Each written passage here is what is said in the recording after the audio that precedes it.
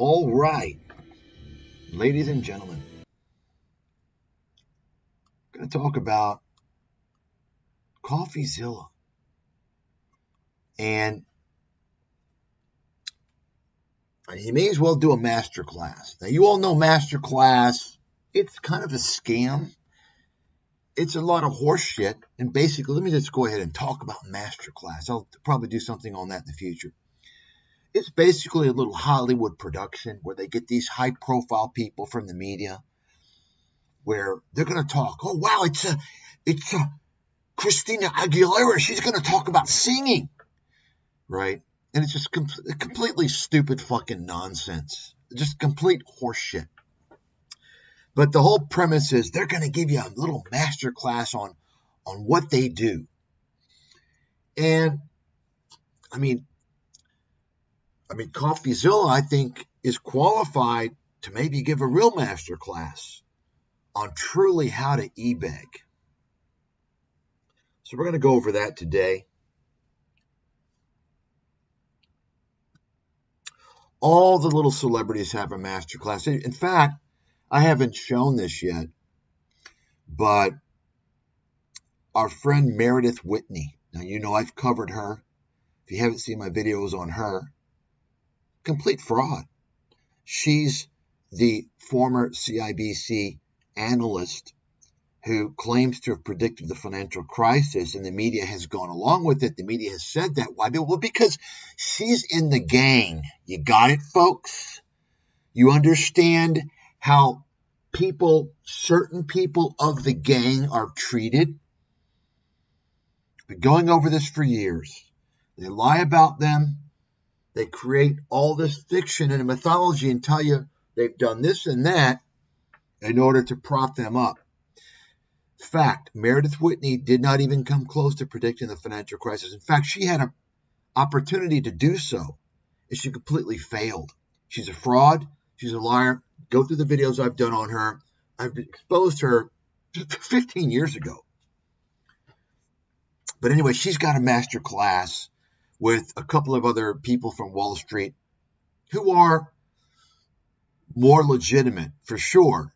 But the fact is that you're not going to hear anything of any real value from the masterclass. It's just a complete stupidity.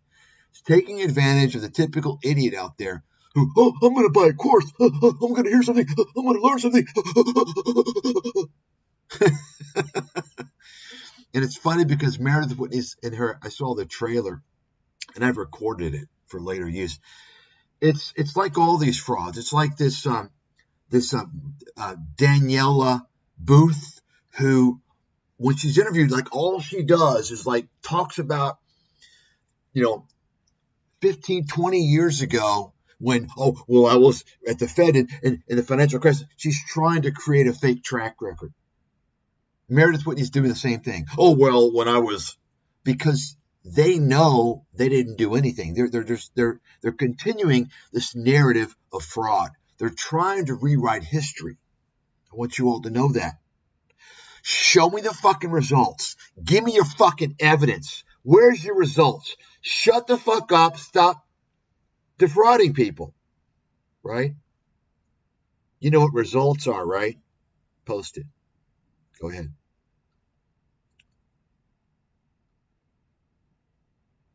That's results. That's evidence. Go ahead. Post it all. You got it? That's results. That's evidence. That's having predicted the financial crisis in detail with more accuracy than anybody. You got it? Whenever somebody makes a claim, especially a bold claim, you need evidence. Don't ever trust anybody. The media is a complete... Folks, you all understand, anything in media is ad-based content.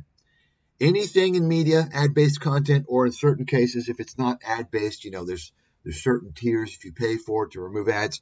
If it's Hollywood-based, all that. It's fake. It's fiction. It's lies. They're going to tell you it's based on a true story. It's fucking lie. It's lies, I'm telling you. Okay? It's Hollywood. CNBC. is Hollywood. It's all lies. They're all liars. They're legally able to lie. You all know that? Okay.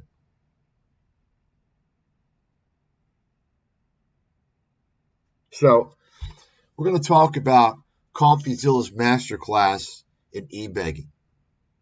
You should do many masterclasses. You should do one on the art of bait and switch. Bait and switch.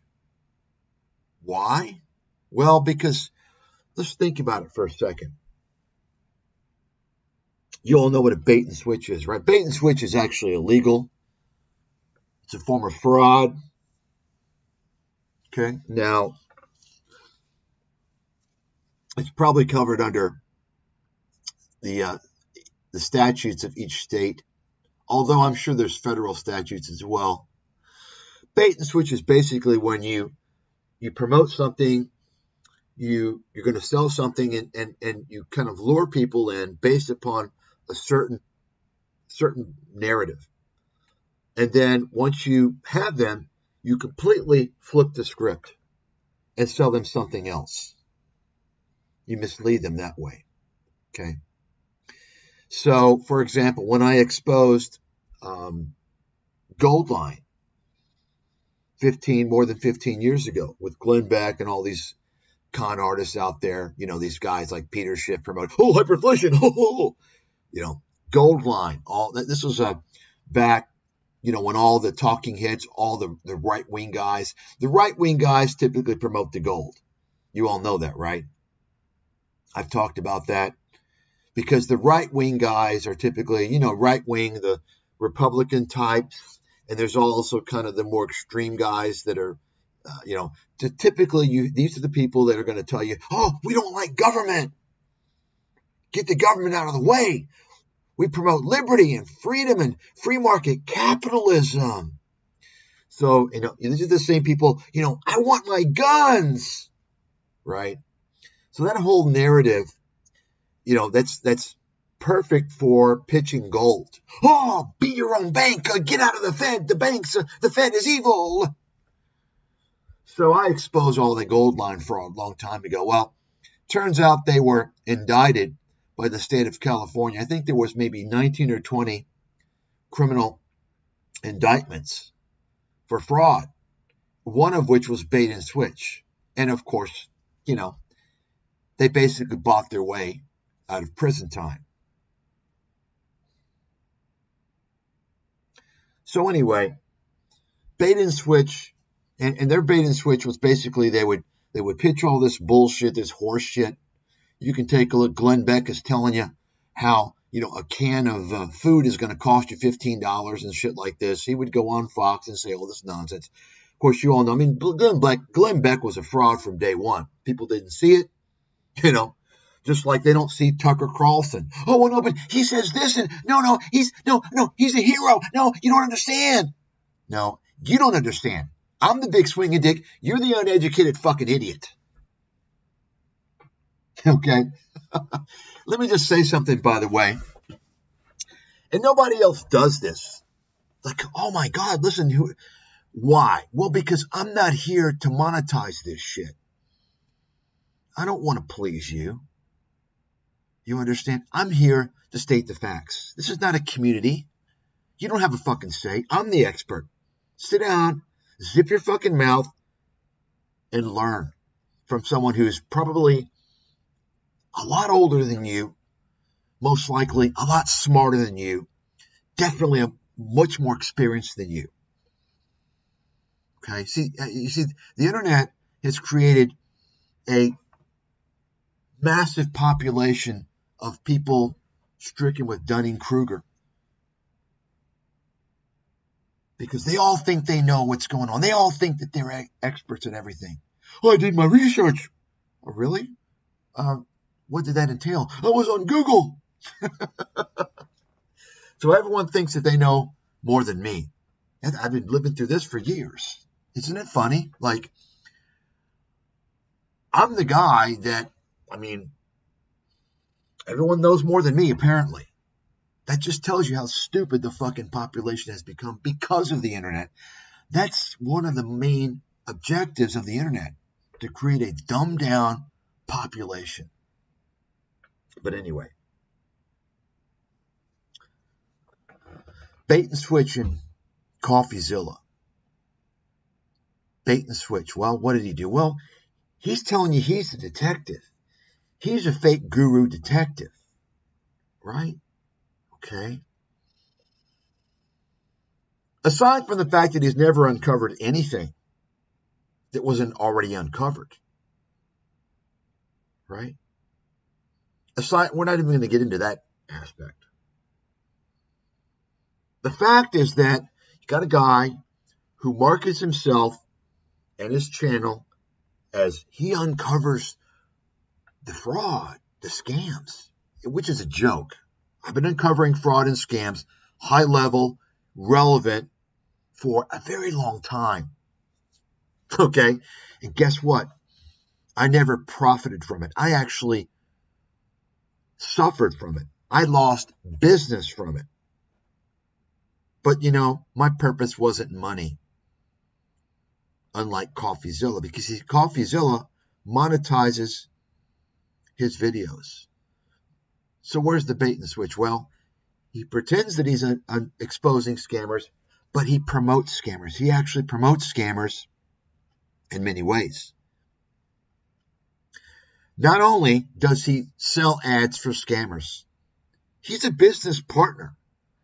He's a business partner with scammers because he's selling advertisements for scammers on his channel.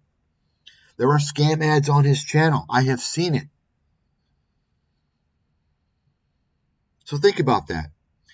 Why are you monetizing your channel? You know that most of the ads on ScamTube are from scammers. Think about that.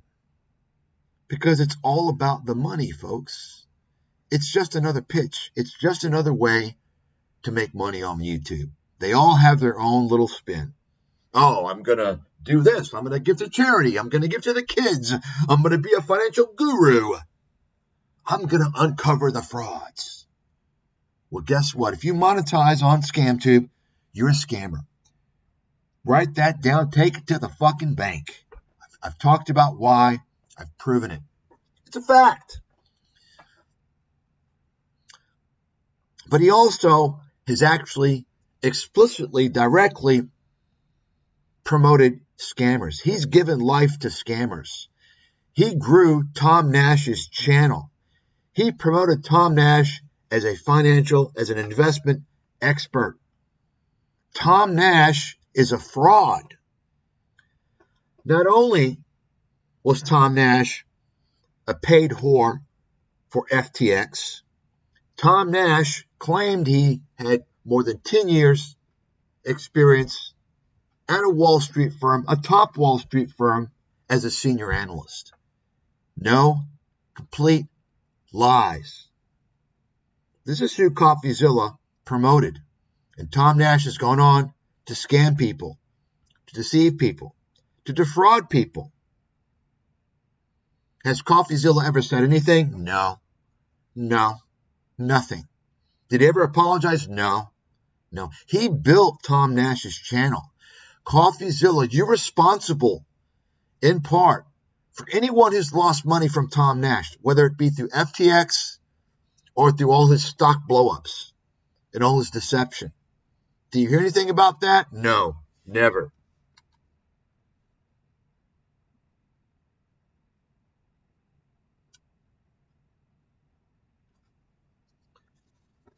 I know this Jake Tran fucking clown. I know who he is. He's a fucking clown. Folks, if you want to see how stupid the human population has become, and we're talking about the lowest level, look on YouTube and look at the biggest YouTubers. And you're like, why are people following these people? They're fucking stupid. And most of them started off as gamers. That tells you their fucking audience. I'm going to play video game. You want to watch me? Yeah. I mean, Honestly, the human population doesn't deserve to exist anymore.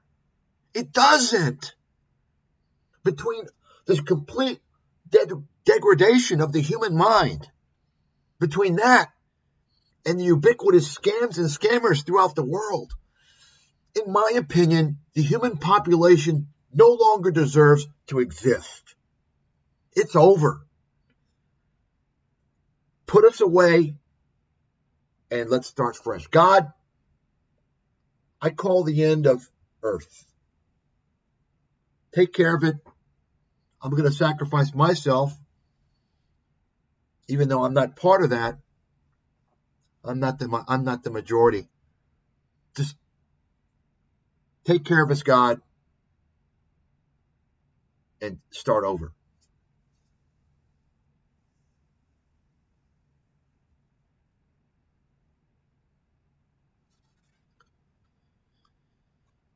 But he also promoted Patrick Boyle. Patrick Boyle, this is a matter of opinion, of course, but whether he's a fraud or not, he's certainly dishonest.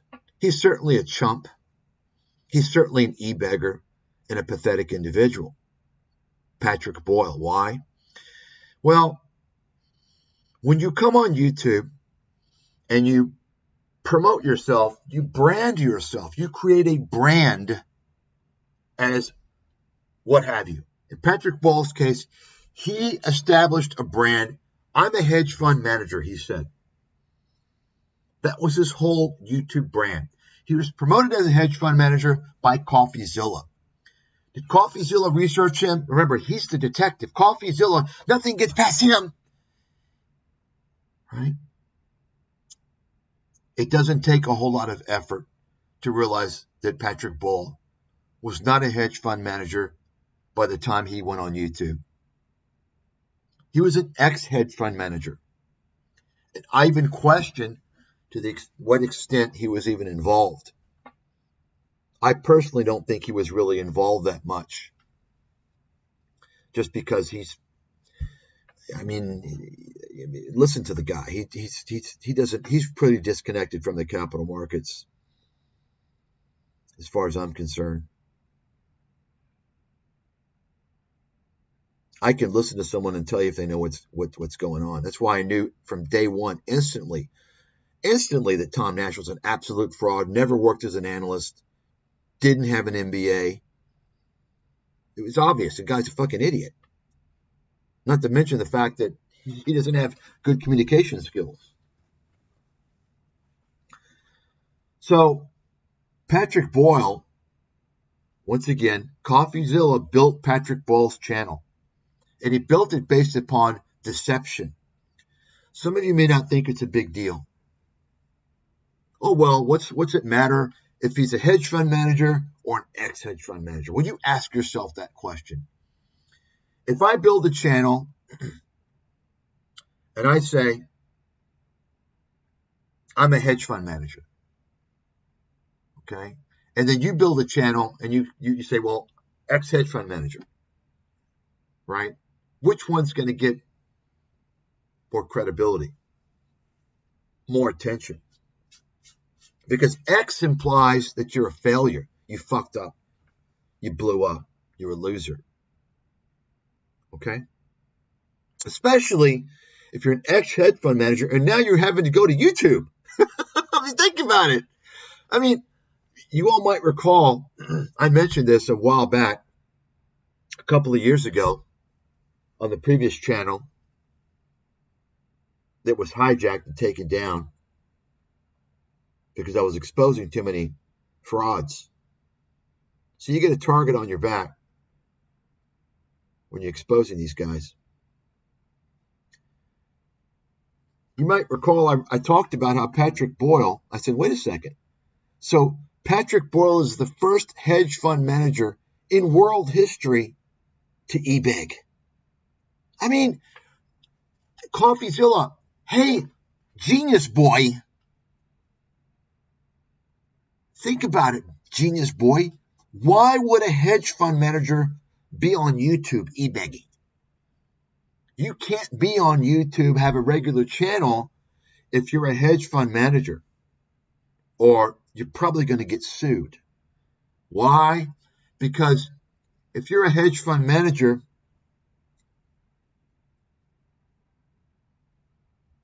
you have discretion. You are managing discretionary assets. You have discretionary authority. You all understand what that means? Discretion? That's a legal term in the securities industry. If you are a fiduciary, that's more of a legal term actually, a fiduciary, serving as a fiduciary, that's what hedge fund managers do, many other financial professionals, depending upon how they're structuring their business. But all hedge fund managers, by definition, by the way that the fund is run, they're serving a discretionary capacity. And that means they have a certain responsibility to their investors. You can't go on fucking YouTube and make YouTube videos if you're a hedge fund manager. Have your own channel and do that. Or when your fund is not doing well, your investors are going to say, wait a second, what the fuck are you doing on YouTube? You should be, you're underperforming.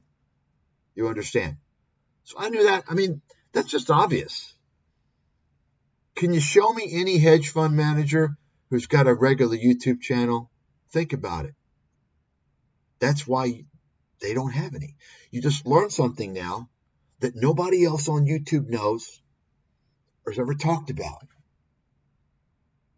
And it's actually really high level relative to the YouTube information. But it's really basic shit. Really fucking basic. But basic in the real world is super high level on YouTube.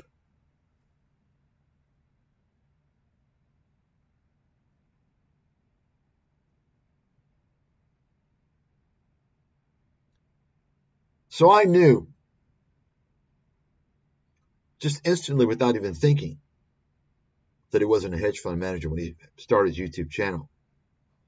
And I mentioned that if he's a hedge fund manager, he's the first in history to e-beg on YouTube. Hedge fund managers are among the highest paid, most highly compensated individuals in the world. Not all of them, but generally speaking. Why? It's because they're great? No. It's because they get a lot of fees, even if their performance isn't so good. I'm not going to even get into that. But generally speaking, they're well compensated, even if they don't have big funds. Okay? So he didn't want to tell people, Patrick Boyle, that he was an ex-hedge fund manager. And Coffeezilla, the detective, didn't bother to truly vet Patrick Boyle.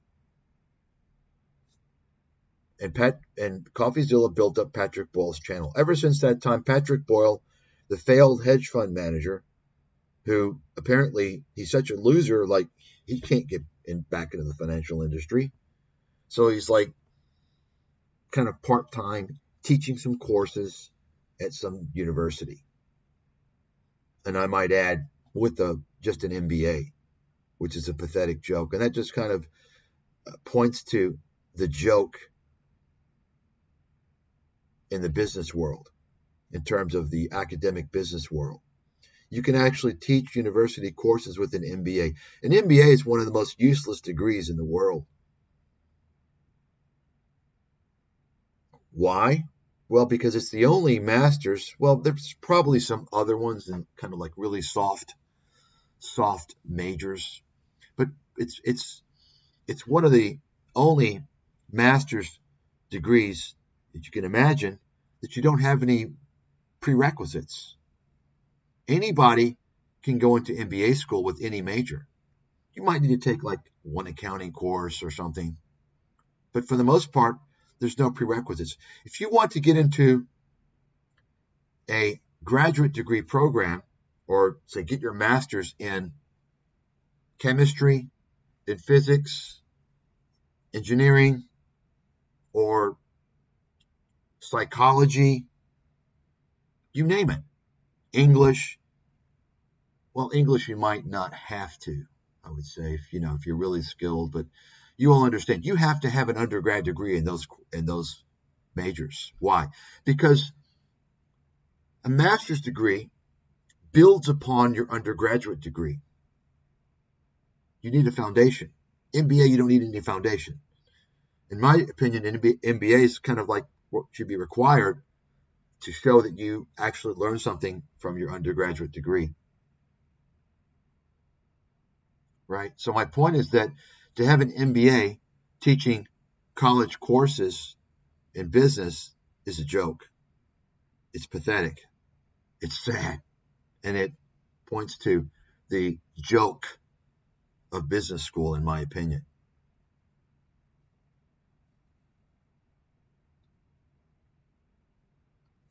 Right? You never heard that, have you? I've been talking about that for many, many, many years.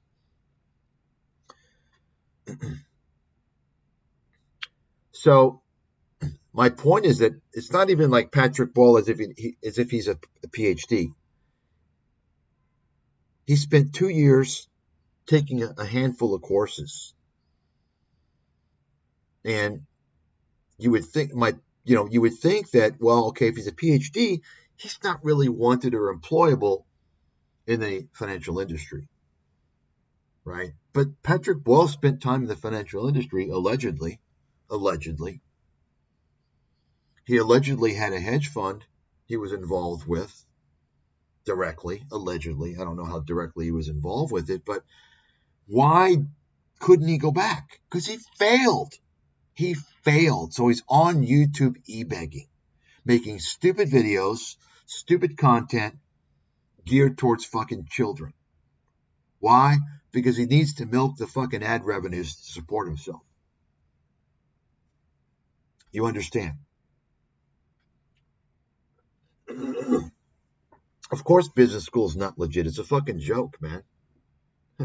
I mean, when you've got people, including myself, who's never taken a business course in his life, who writes a book that's used for MBA programs. In fact, America's Financial Apocalypse should be in all business schools. But I wrote another book that was used in MBA programs. So, I mean, that just kind of tells you right there. Business school's a fucking joke, man. It's a complete joke.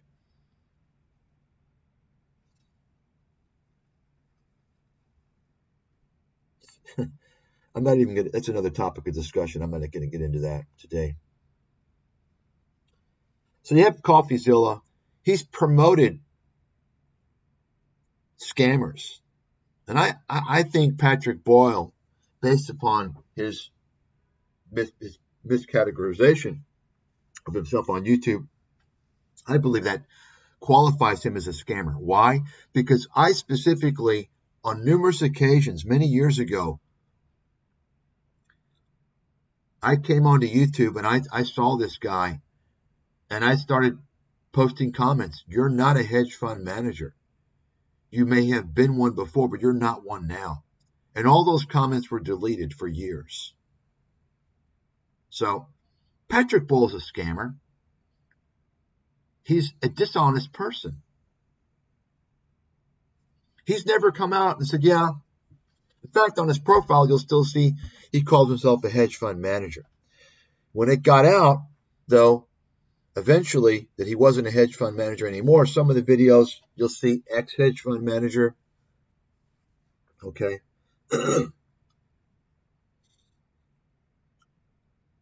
Let's get to Coffee Boy here. Let's talk about his masterclass now. I talked about a potential one he could do on the art of bait and switch.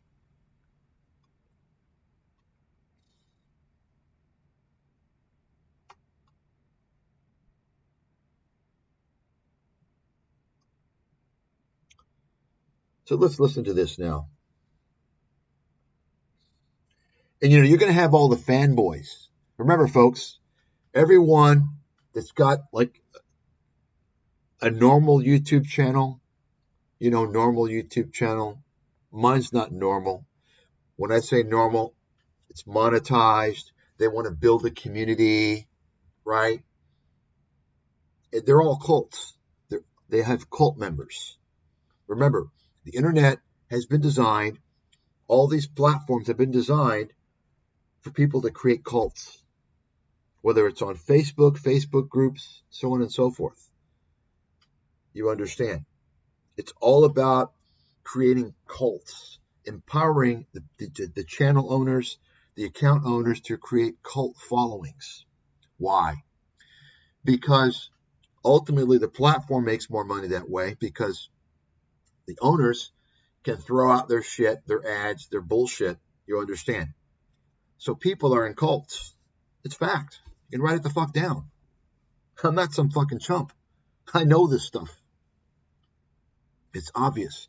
This is why when you criticize one of the cult members of these channels or accounts, what have you, you'll see they all start crying. Oh no, you don't understand.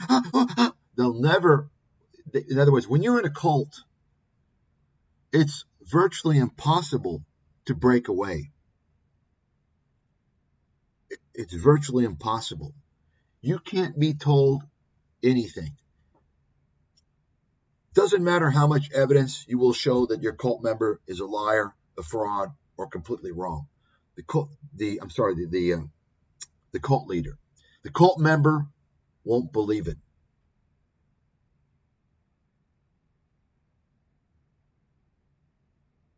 They've got a combination of cognitive dissonance and confirmation bias. You understand? Perhaps you all have encountered this before. If you want to learn about business, by the way, you don't go to business school. Take a look at professors in college. If you want to study sociology, your professor is a sociologist, right? If you want to study chemistry, your professor is a chemist.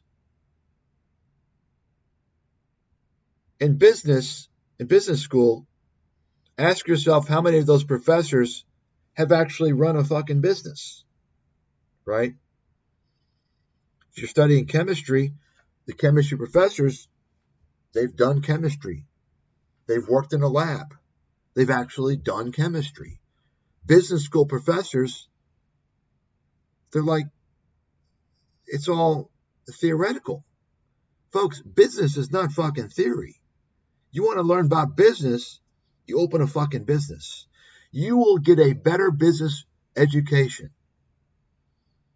if you open a lemonade fucking stand than if you go to business school. You write that the fuck down. That's fact.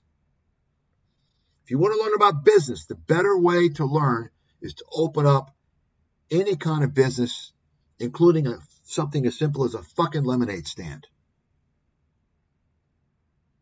Write that down. See, what you're not hearing, what no one else is telling you, probably they don't know this. Business school is designed specifically to make you a fucking cog, to make you a grunt. If you want to work as a corporate grunt, go to business school. They're giving you the tools necessary to be a grunt, to work in the corporate world, to do nothing, basically. You're not learning about business. That's why, you think you can run a business if you go to business school?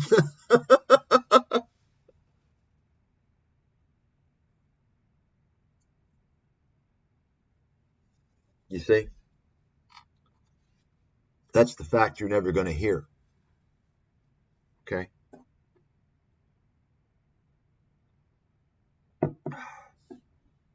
And for anybody who doesn't agree with that, well, let me remind you, aside from my credibility and track record in the investment world, having predicted the financial crisis with more accuracy than anybody, and I'll once again wager anybody in the world 100 grand on that. It's got to be 100 grand. Come on, make it worth my time and effort. That offer's been out there for 15 years, just about. Well, almost about 12 years.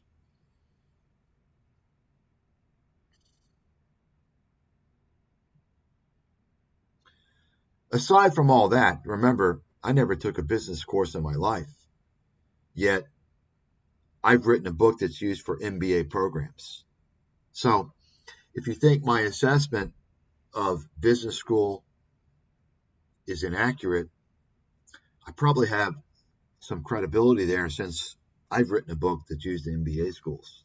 I've written a book that teach MBA students, and I never had a business training, formal business background. That says something, I think, right?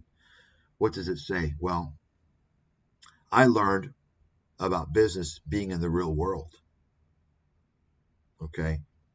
Anyway, so let's get back now to Coffeezilla. Let's listen to this. Hello, and welcome to the Patreon. I want to thank you for checking us out, whether you support or not, by showing you a sneak peek of what we're building here at the end of this video. But first, I want to talk about Coffeezilla itself, my vision for it, how it's changed. Because with this Patreon, I'm asking for your direct support, and you should know what I'm going to do with it, what you get for it, and of course, why Patreon now?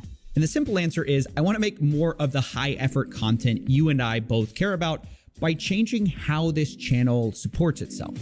Let me explain. Traditionally, this channel has always been a healthy balance of two types of content. You have the A-tier, high-effort investigations like Save the Kids or Rubet, and then you also have C-tier content, sort of smaller videos that are scattered in between those uploads. Now, those C-tier videos actually make up the majority of the ad revenue that enable me and my small team of 2 other employees to survive. You hear that? Ad revenue. Ad revenue. So here now take a look. This is a year ago. 2 years ago. 2 years ago. You see that? So note he's already e-begging 2 years ago. He's also acknowledging he's making his money through ads. Okay? And none of his fucking cult members question that. Well, I'm sure you're going to find some comments at some point. I actually saw a comment. I looked for it. Somebody actually called him out, saying, "Hey, you're e-begging. You're looking for people to pay for your legal fees." It was funny. So he's already e-begging 2 years ago, right?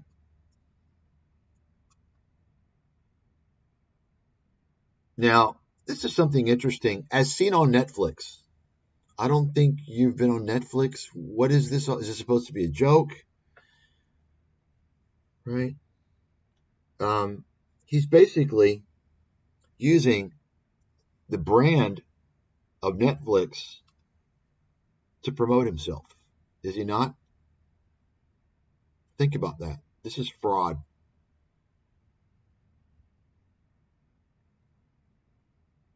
Okay.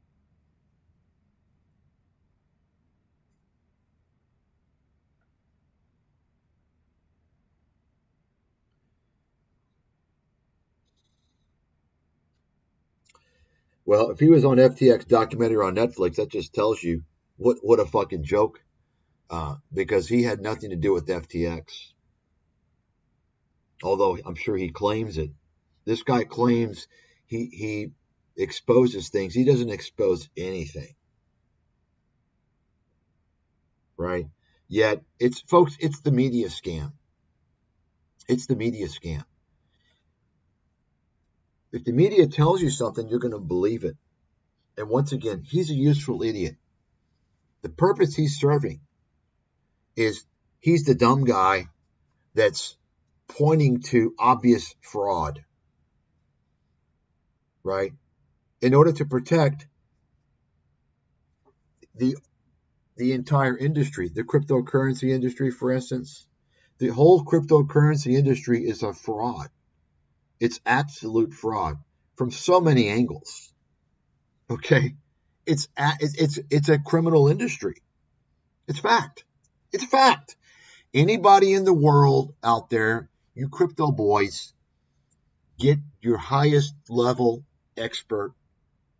They won't go up against me on a neutral platform. I'm not talking about some fucking moron, BitBoy, I'm talking high level person. Okay? The highest level. Okay? You see, because I want one of these guys to risk losing something, losing face, losing credibility. If there's some fucking clown, they don't risk losing anything. Some high profile person who's perceived to be this or that, they won't go up against me because they know I'll cut them down with the facts. You understand what I'm saying?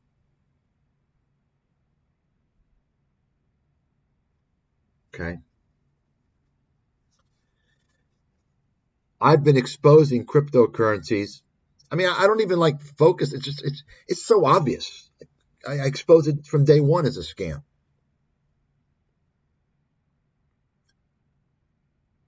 More than 10 years ago. Okay. I mean, it's an obvious scam. It's it. Done. That's it. Move on. I've been mentioned about 6-7 months before. I mean, before FTX collapsed, I mentioned it was a Ponzi scheme. And I talked about the scenarios. I was warning people, if FTX goes bankrupt, I mentioned you lose your stocks. You see, because they had a stock platform. I said, you lose it. I've talked many times for many years about these guys. You know, they can take your money, right? You understand. So Coffeezilla, he serves as a useful idiot. Does he talk about all the fake trading volume and all the fake bid and ask prices that are going through the exchanges? No. He just talks about, Logan Paul is a scammer. Oh. You understand? He's a low-level fucking simpleton, useful idiot whose purpose, and this is why he gets promoted, his purpose is to basically call out the obvious scammers who everyone knows is a scam already. And if you don't know they're a scam, you've got brain damage. It has already been exposed so that you think that the whole industry is legit. That's what a useful idiot does.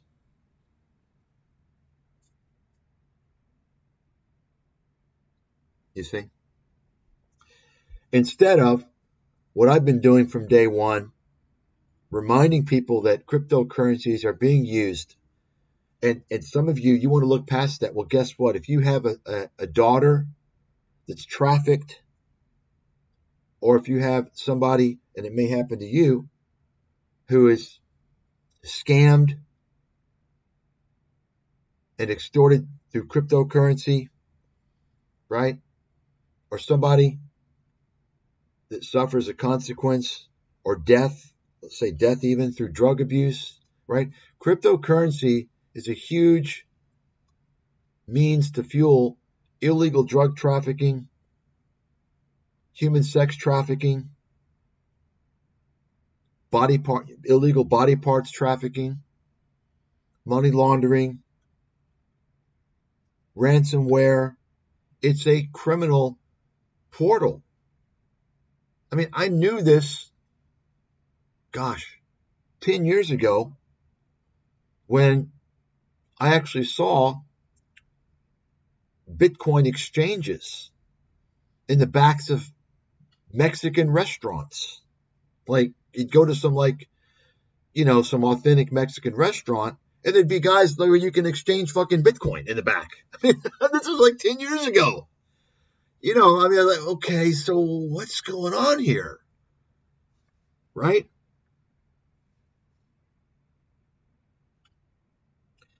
This is a clown, a fraud, Steven Findelstein, Coffeezilla, who's going to tell you that Bitcoin is legit. Cryptocurrencies are legit. It's just some of the guys like Andrew Tate, he would say, or Logan Paul, they're scammers, he's going to tell you. But he's going to tell you cryptocurrency is legit. No, it's not. No, it's not. You're a dummy. I'm an expert. You're wrong. You're a fraud. You're making money promoting scammers and scams. Coffeezilla is a fraud. Coffeezilla is a business partner with cryptocurrency and fake investment guru scam artists. He promotes them. He sells ads for them on his channel. If you're really going after scammers, why are you selling advertisements on your videos for scammers? Oh, well, it helps me fund my operations. No, it helps you get fucking filthy rich. I've never asked for a fucking penny. I've never earned a single fucking penny. I have actually spent and sacrificed tens of millions of dollars, if not more, over the past 16, 17, 18 years for which I have been exposing scammers. Never asked for a fucking penny. I did it as a public service to help people. Nobody who's making money exposing people is truly, number one, exposing people or doing it for the right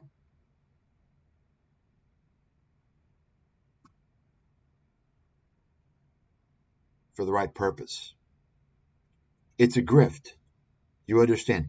Every single YouTuber's got their own angle on YouTube. If they're monetizing their channel, they're not legit. They're owned by YouTube.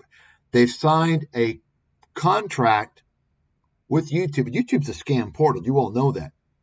YouTube is a scam portal. I've talked about it. I've proven it. YouTube promotes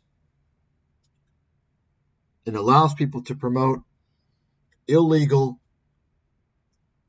drug use, pedophilia, illegal prostitution, human sex trafficking, and most notably scams. The only thing YouTube is focused on is you can't speak the truth. You can't speak the truth when it involves a certain group, a certain mafia. Because you know who runs YouTube. The same mafia. Talk about that? Oh no, you're gone.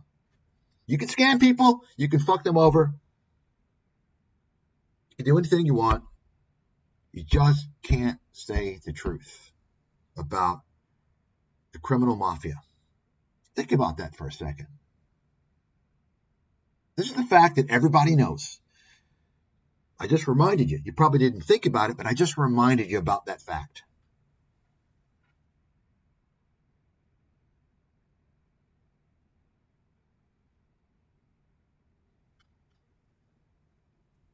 You understand?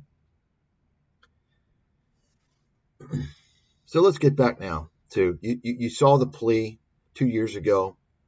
And so let's take a look. 2 years ago, he's telling you, well, he comes up with the high effort A-level investigations. No, you're a fraud. And by the way, contact this runt, this clown, okay, this weasel. Tell him I want to confront him. I've got questions for him. Okay. He's always wanting to confront people, right? I want to confront him. Let's go, coffee boy. It's not going to happen. You see? He's a hypocrite.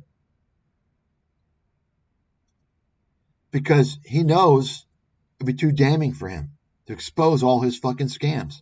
Whether it's promoting one of the biggest fake investment guru scam artists out there, Tom Nash, or the fact that he's a business partner with the scammers on YouTube because he accepts monetization. He gets money from the scam ads. Let's take a look here. He does videos, stupid videos, just to get views, ad revenues. Right? Just reporting on stuff, right?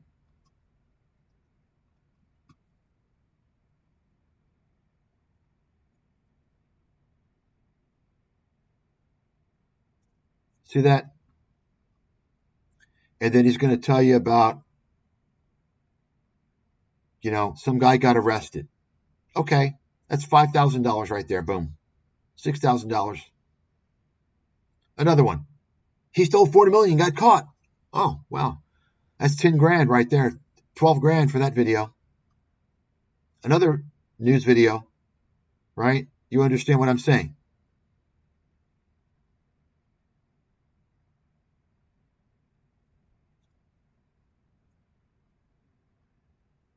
And of course, he's on Joe Rogan because he's a useful idiot. I've already talked about that. See all these videos here? Just reporting, just banking in the money. You understand? That right there classifies him as a fucking scammer. But let's take a look at this video here. YouTubers get sued for $1 billion. This is the FTX influencer scam for YouTube. Let's take a look here. Where is that? I want to show you this video. It's interesting. So take a look here. Look at the picture.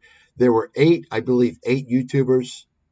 And let me remind everybody, these scammers, these pieces of garbage. And by the way, remember,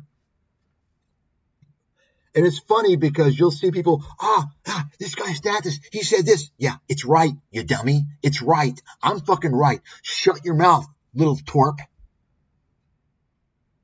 These guys that you see in front of you, they're all related. They're all related. In fact, every single person in the FTX lawsuit from YouTube, with the exception of two people, one of which their spouse is related. They're all related. I mean, then you look at the representation of this group in the population, then you're talking about some compelling statistics of approaching impossibility, unless there's some type of something going on. Okay. But take a look at this picture. You see four of them. You don't see Tom Nash here, do you?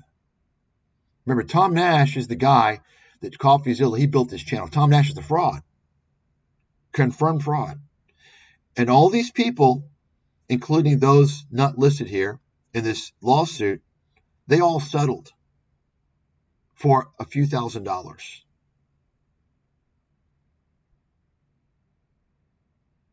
Just a handful of money.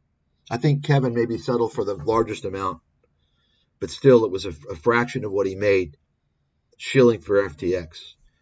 Graham Stephan settled for just like $3,000, and he made probably more than $1 million. Probably, if you look at the videos, as well as the endorsements and affiliate, he probably made a couple of $1 million. These people are criminals. These people that you're looking at, I'm not going to call Coffeezilla a criminal. I don't know this bit boy. I mean, he was obviously involved. Aside from his FTX, I don't know. But these three, I've seen their shit. In my opinion, I'd call them criminals. They're not legally criminals. I consider them criminals. They're frauds. They're scammers. Write it down. Take it to the fucking bank.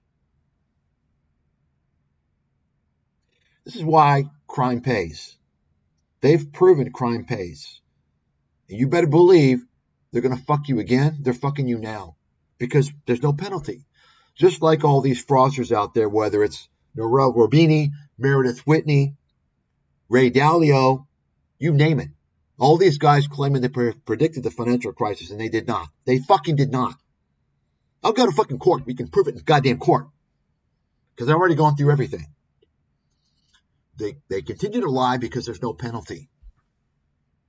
And in fact, the media even goes along with it because there's no penalty for them. It's fraud. They are enriching themselves through lies. That's fraud. Can't do that. Unfortunately, our legal system doesn't cover that except for civil litigation,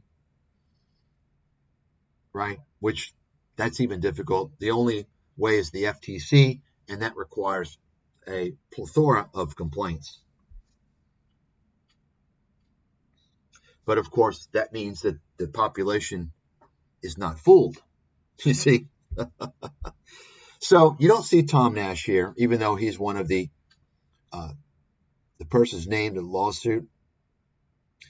Well, let's go ahead and take a look at the video. The influencers who promoted FTX are now being sued for over $1 billion in damages, and I want to talk about it. We're not only speaking to a lawyer, but even... This guy's a clown. Okay, I've already talked about it. He's a fucking clown. You can tell him I said it. I call him a fake lawyer. Maybe he has a law degree. Doesn't matter. If you're on fucking YouTube making videos, you're not a real lawyer. You're a fucking YouTube lawyer. You can't cut it in the business, so you're trying to come on YouTube and pitch bullshit. You're a loser, dude. You're just a fucking loser. And this guy has become, he's the face of scammers on YouTube. Talk about it. This guy. We're not only this guy. He's part of the circle jerk. He's part of the. He's aligned with all these guys. I mean, he's an attorney. Where do you think his morals are? He has no fucking morals. You all know about attorneys. This guy basically said there's no merit to the legal claims against these scammers to the FTX lawsuit. Okay? That's complete horseshit. He's also supported Scott Schaefer, Coffeezilla. You understand. They're all in a big circle jerk, folks. Why? Folks, I told you, if you want to spot a con man, a scammer, identify one and see who they hang out with. And I also mentioned one of the golden rules is con artists, scammers form syndicates. They form syndicates. They form groups. They align with each other. Why? Because they're more powerful that way. All these YouTubers, they're all emailing each other. They're all talking all the time. You want to understand that. They're there unifying, allying as a way to build their business, to sell more ads, to promote each other. You understand? Oh, he's a good guy. Just like Tom Nash makes a video a couple of years ago defending Meet Kevin. You understand?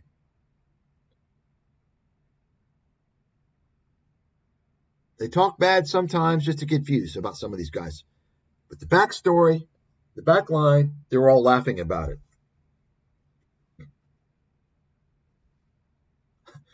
Of course, I mean, look at this guy. He's related to these guys as well. I mean, you can't tell?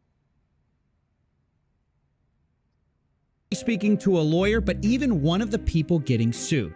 Meet Kevin, Graham Stephan, Andre Jick, Minority Mindset, Brian Jung, Financial Education Jeremy, Tom Nash, and BitBoy Crypto are all defendants in this lawsuit. But before we get into it, I have to do something I never thought I would do on this channel. I have to defend a certain person on that list. So notice he's talking about people on that list, and he talks about this BitBoy or something. A Coffeezilla, Scam Boy, Scam Promoter Coffeezilla, Useful Idiot Coffeezilla. If you're going to talk about somebody off that, why don't you take the opportunity to apologize for promoting Tom Nash, who's a fraud. He doesn't do that. He doesn't talk about Tom Nash at all. He points out one time Tom Nash is on that list. He doesn't show any pictures. He doesn't say, oh yeah, by the way, I made many videos with Tom Nash. I promoted him as an expert. I apologize. I mean, he didn't even have to say, well, Tom Nash was lying about his credentials. You understand? He doesn't even acknowledge that he had promoted Tom Nash. He's a very dishonest piece of shit.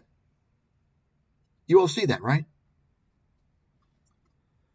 He's just like all these guys, folks. They're all the same. Once you enter into that contract, that business arrangement with ScamTube, the monetization arrangement with ScamTube, their whole long list of criminals and scammers that sell ads that you're going to be partnering with, you've done a deal with the devil.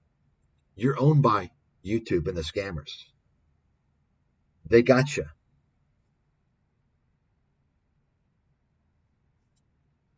Okay?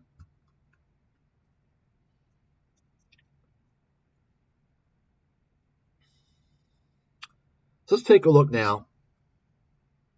And I typed in Logan here. How many videos, and I'm sure he's done some more that he talks about him, but these are just in the title.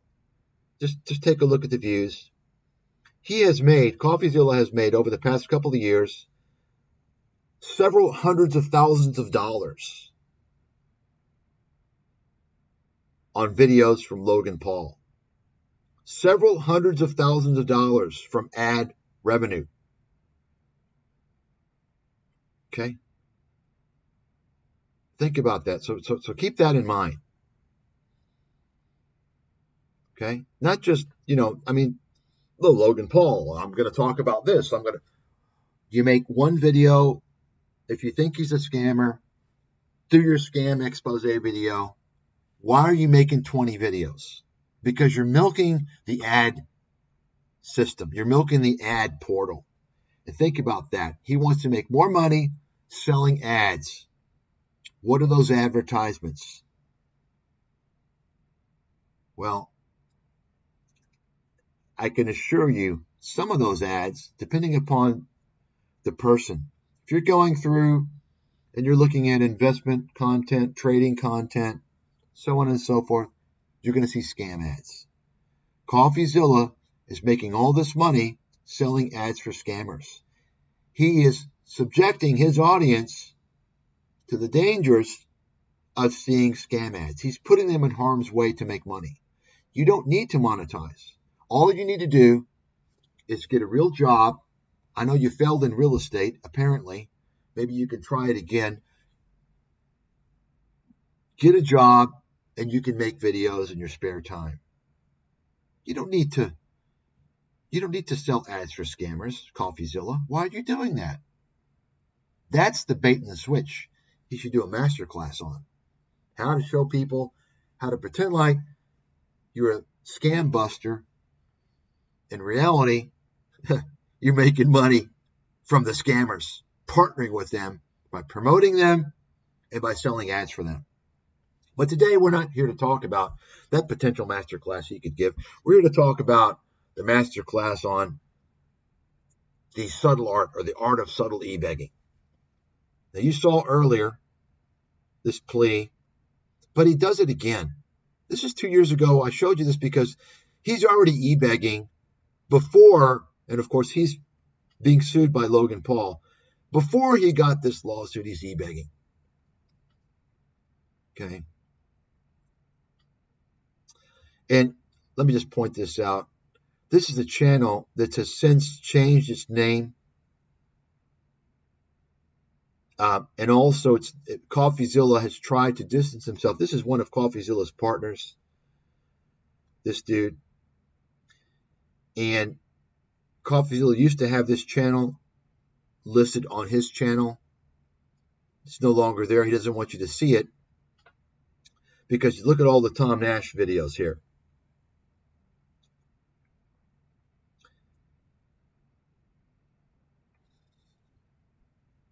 You see? But that's not all. You've got Tom Nash here, right? Promoting his, Coffeezilla's promoting his channel here.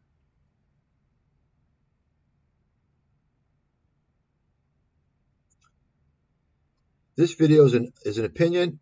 It is in no way should be construed as statements of fact.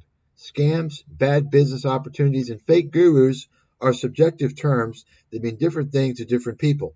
I think someone who promises $100,000 per month for an upfront fee of $2,000 is a scam. Others call it a Napoleon Hill pitch. Well, how about someone who promotes FTX and tells you even later on that FTX is fine right? You saw the video with Tom Nash the day before FTX filed for bankruptcy, and Tom Nash removed that video. Remember, Tom Nash is not only a fraud, a scammer who's lied about his credentials. He doesn't have any real credentials. This is how he's made his money. He's pulled in people with this false narrative. He's also removed videos, deleted videos, re-edited videos to hide his terrible calls and scams. Coffeezilla, why don't you call that out? Why don't you investigate Tom Nash, Coffeezilla, the guy that you promoted, you built this channel? Because you're a fraud. You're a fraud. That's what you are. Nobody can deny that. I've got the proof. I've shown you guys. He's a fraud. He's a grifter. He's just another fucking grifter on YouTube, milking the scam ad system and pretending he's the good guy.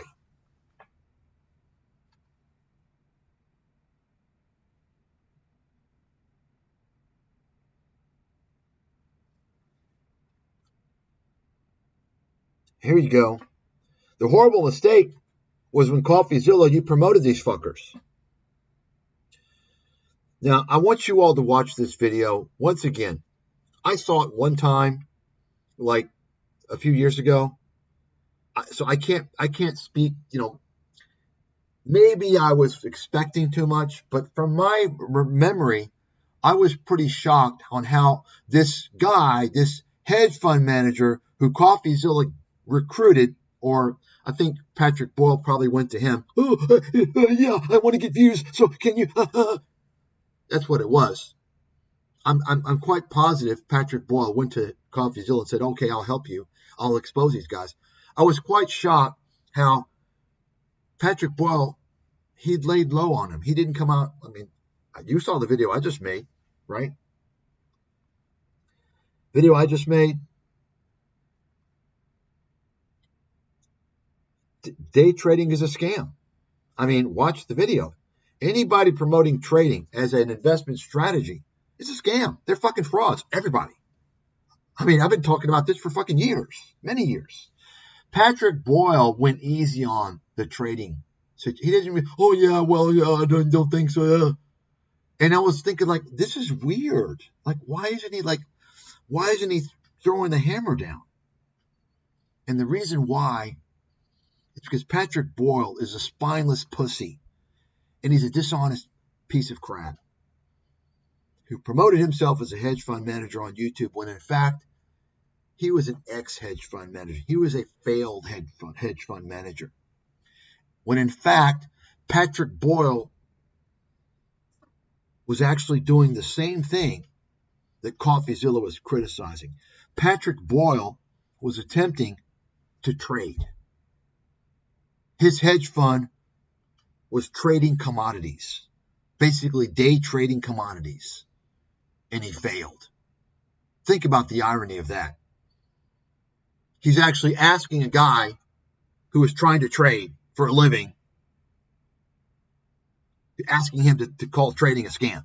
And he doesn't even, Coffeezilla doesn't even investigate enough to see what the fuck's going on because he's just fucking idiot. It's out of his fucking league. Once again, he had the opportunity, possibly, I don't know. Somebody passed him into me. Oh no, he doesn't want to talk to me. I'm a world fucking authority. You should want to suck my big Greek fucking dick, coffee boy, just to talk to me. For the chance to talk to me. But no, you want to deceive people. You don't want the truth. You want to deceive people and protect your mafia, your criminal mafia boys, to game the system. And yeah, you dupe a lot of people. The media's come in. Oh yeah, there you go. Oh yeah, he's exposing the, oh yeah. And everyone believes it because they're fucking stupid. Well, guess what? I'm the one with credibility. I'm the one that's right. You can have a billion people saying something, doesn't mean it's right. You can't change the facts. You can lie about it. You can deceive people, but the facts don't change.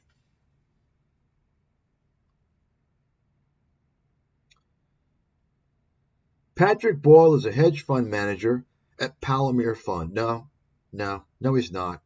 he was disassociated with that fund in 2019. I've shown that, have I not? I've already got the records on that. Okay. Former investment banker. Wait a second. No, he's former hedge fund manager. Okay.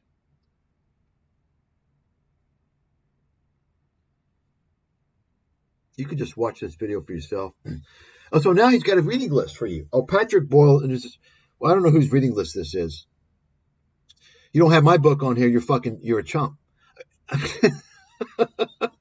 Look, Ray Dalio's. So here's the scam, by the way. I haven't done this, but I'm willing to bet these are affiliate links. Let's take a look.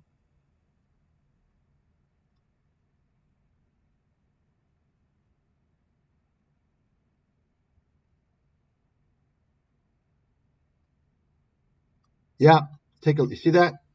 So Patrick Boyle is such a pathetic, shameless e-beggar. He gave Coffeezilla affiliate links to post. Look at that. Patrick Boy.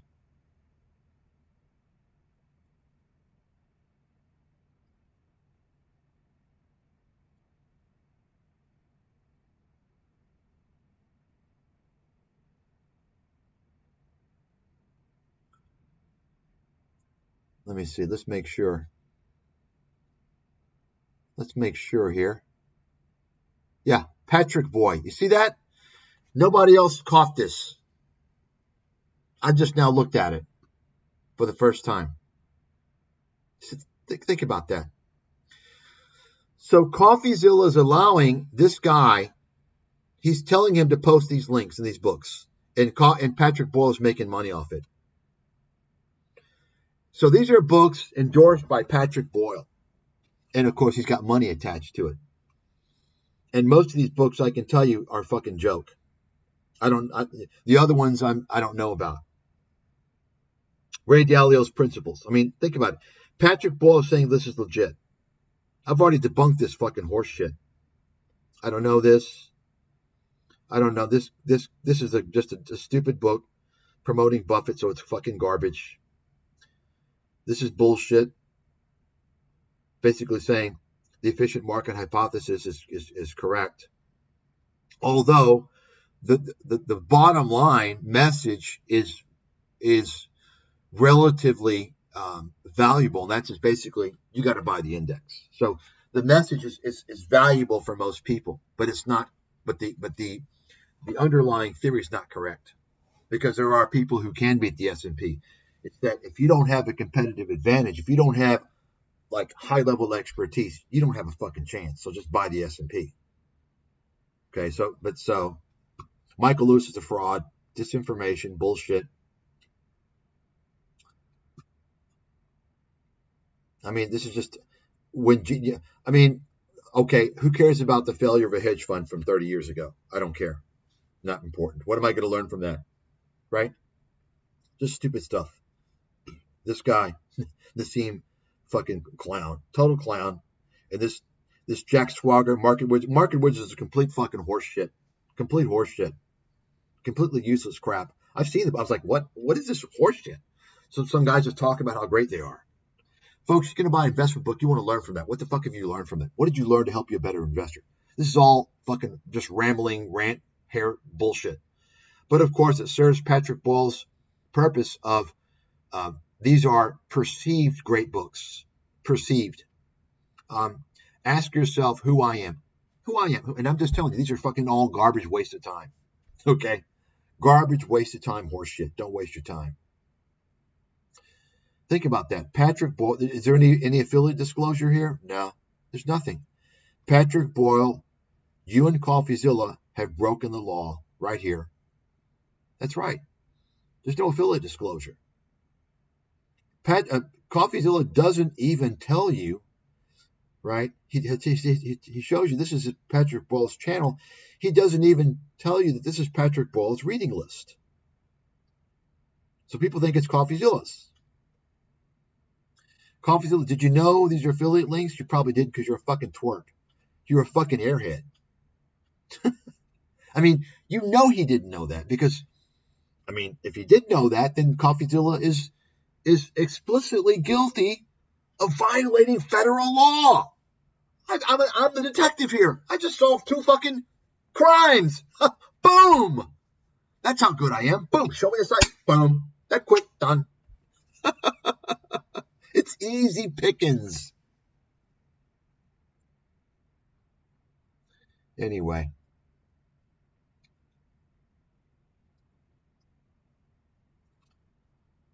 Look at these guys. This is the whole, the face, no shame. Making stupid expressions to get people to click. You've got no shame. You're a fucking loser. Shameless, pathetic loser. Anybody that makes those little pictures, shameless, money-worshipping loser. Clickbait. Clickbait, by the way, is dishonest. I consider anybody that engages in clickbait as a scammer. So he repeats the bullshit. No, not a hedge fund manager. Wrong. So he's promoting Patrick Ball as a hedge fund manager. Once again, Coffeezilla built this guy's channel. He had virtually no subscribers. And hedge fund manager teaches me how to invest. So think about this for a second. Think about the fraud, the scam behind this video. Hedge fund, first of all, he's not a hedge fund manager. He's an ex-hedge fund manager. But second of all, he trades commodities. He doesn't even know anything about fucking stocks. He's trading, folks, Forex, the futures markets is gambling. I talk about that. I tell people all the time. I actually provide futures, Forex, commodities, precious metals, research. Not trading signals, research. And I tell people, if you trade this stuff, it's gambling. The odds are against you. What you want to do, if you're going to do it, is you monitor it, you follow it, and you wait for the big moves. You wait for the big moves. Jump on gold in the bull market, as I advised several months ago. You jump on oil when there's going to make a big move. You understand? You don't. People that do this on a daily basis, it's a recipe for disaster. You're not going to win. You're going to lose. Right? This is what Patrick Ball was doing with his little fund, which is why it got blown up. So think about this. I explained to you what Patrick Ball was involved with, and then take a look at the title of this video. Teaches you how to invest. Invest or trade risky assets. Short-term trading of risky assets. You understand? It's a scam. Does Coffeezilla know this? Well, if he doesn't, that makes him have no credibility. Apparently, he doesn't know anything. He doesn't do any decent, like the most basic level of due diligence. See that? I don't even need to watch the video. It's fucking clickbait, horseshit.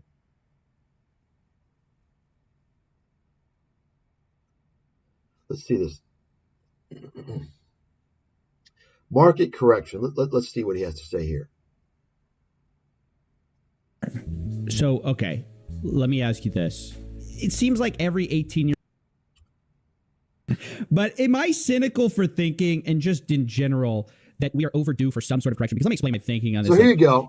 Coffeezilla now is coming in and talking about a market correction. Because well, he's reading about it. People are saying it. So now Coffeezilla is getting in to this realm.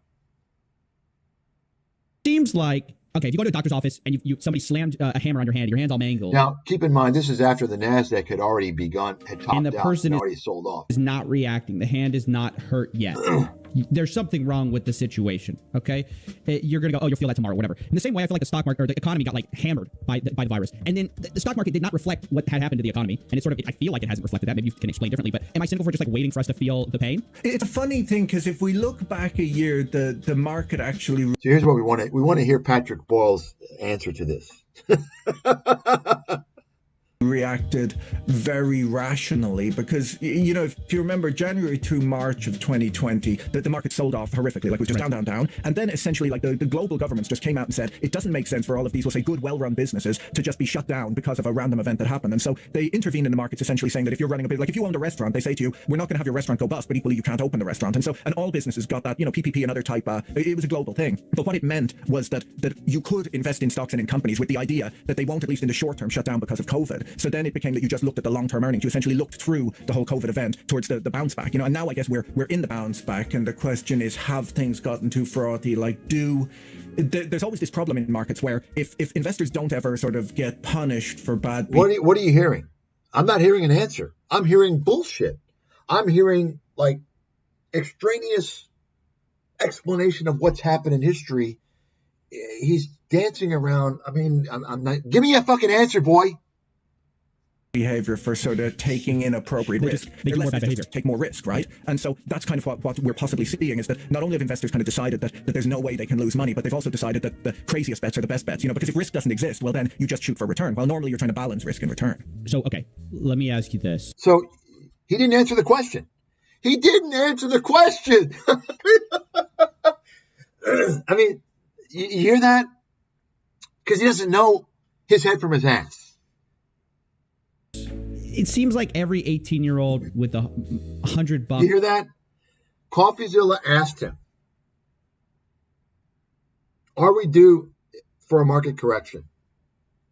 Seems like things are high. I mean, this is the essence of Patrick Ball, complete fucking bullshit artist. This is why I said he doesn't know his head from his ass. I can tell, folks. It's easy for me to tell if somebody knows what's going on. Okay, I knew that. I told you guys before. I mean, you don't have to say just yes or no. You can explain. It's not just a yes or no answer, but certainly, you talk about that. You talk about valuations. You talk about speculation. You talk about, if you understand what's going on, you say, well, wait a second. First of all, we have to ask ourselves the question, what is a correction? When you say correction, what are you talking about? 5% is a correction. 10% is a correction. Is a correction 20%, or is that a crash? And then you have to then say, well, so we need to understand what you're talking about. Let's talk about the possibilities here, because if it's not a huge issue, we don't want to scare people out of the market, right? If it's a correction, that just means it's a buying opportunity, right? You understand? I mean, this opens the door to really understanding what we're talking about, so you don't screw up your head with the right psychology. But of course, Patrick Ball doesn't know this, and certainly Coffeezilla doesn't know this. I mean, this is what I fucking do. I'm the top in the world in forecasting the market and securities analysis. Anyway.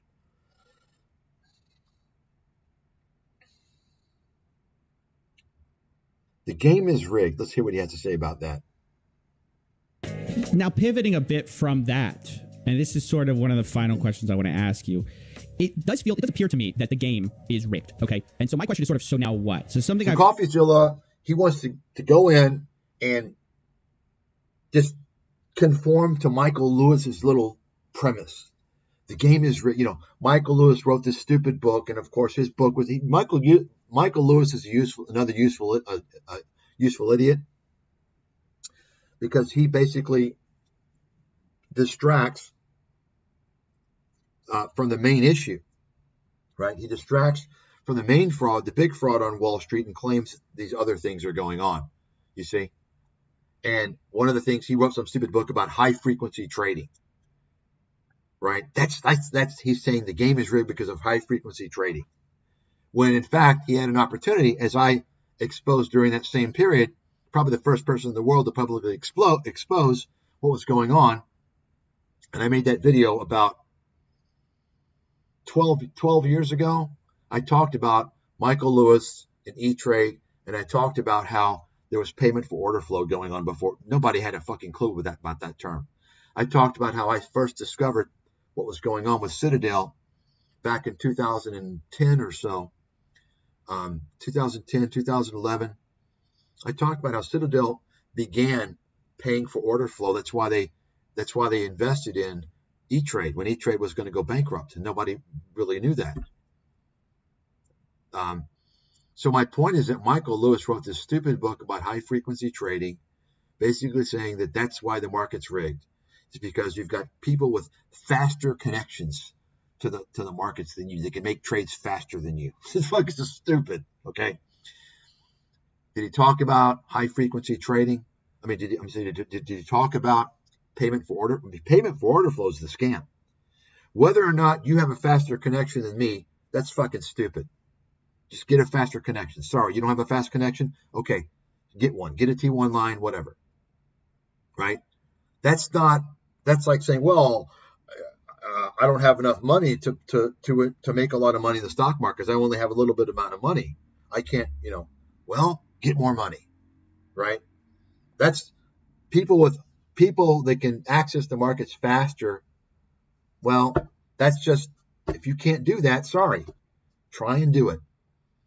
That's not fraud. Fraud is payment for order flow. And I actually was the first person in the world to expose that many, many, many years ago. Okay.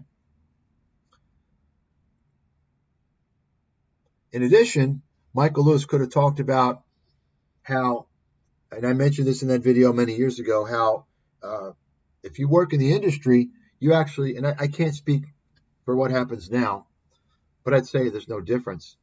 You get the news feeds before the public. Okay? Thomson Reuters, on the Reuters feeds, Reuters is a news wire. As they've gotten into the business of opinion, and that's kind of, they're not really credible anymore, but they still do news wires, right? So a lot of the news wires, the news releases come out through Reuters. Well, guess what? If you work in the industry, you get access to those news wires as they go online, which is about 10 minutes before they hit the media. Why do I say that? Well, because think about it. Now, Reuters is going to say, well, we do all this at the same time. Everybody gets it at the same time. Yeah, but by the time it's reported to you, it takes a few minutes because you don't have a live feed. Therefore, Wall Street gets, you could say to some extent, kind of an insider edge for like trades, right? If there's a news report release, if there's a drug approved or a drug approval that's denied or earnings miss or whatever, Michael Lewis could have talked about that. He could have, nobody knows about this. You see? These people are all fucking frauds, folks. If they have exposure, you better fucking believe they're scammers. They're part of the system to fuck you. That's why they have the exposure. That's the golden rule. Write it the fuck down. I've proven this time and time again, year after year. Let's listen to this. He wants to tell you the game is real. Finding crypto a lot is that the influencers and the developers are often in on it. They sort of collude marketing deals. They have private sales. They exclude the average investor. They always just sort of know things that the average investor does not. And sometimes they collude to scam, obviously, but most of the time they just have more information. So the game is tilted. And this isn't new, though. This has sort of always been the case in traditional markets as well, of asymmetric knowledge. What would you tell investors who are looking at the market? They see that, but the answer doesn't seem to me to be to just throw up your hands and go, well, I guess I'll never invest in anything because the game is rigged. I don't think that's a good answer. What would you tell to people who sort of realize that? The game isn't as rigged as people think. The problem when you look at things like crypto, it's like looking at the game isn't as rigged as you think. I just told you guys, I gave you two examples. I didn't even mention all the insider trading going on. Okay, there's a massive amount of insider trading. But of course, it's difficult to specifically prove all of that, but I know for a fact. In fact, I told you all the story about GLG. And I was involved with GLG, and I started noticing like I wasn't getting any fucking calls back during the financial crisis when I should be flooded. And the reason why was because GLG, which is the expert network, the hedge funds weren't concerned with real research. And this explains what's going on in the market. They don't care about real research. They got insider information.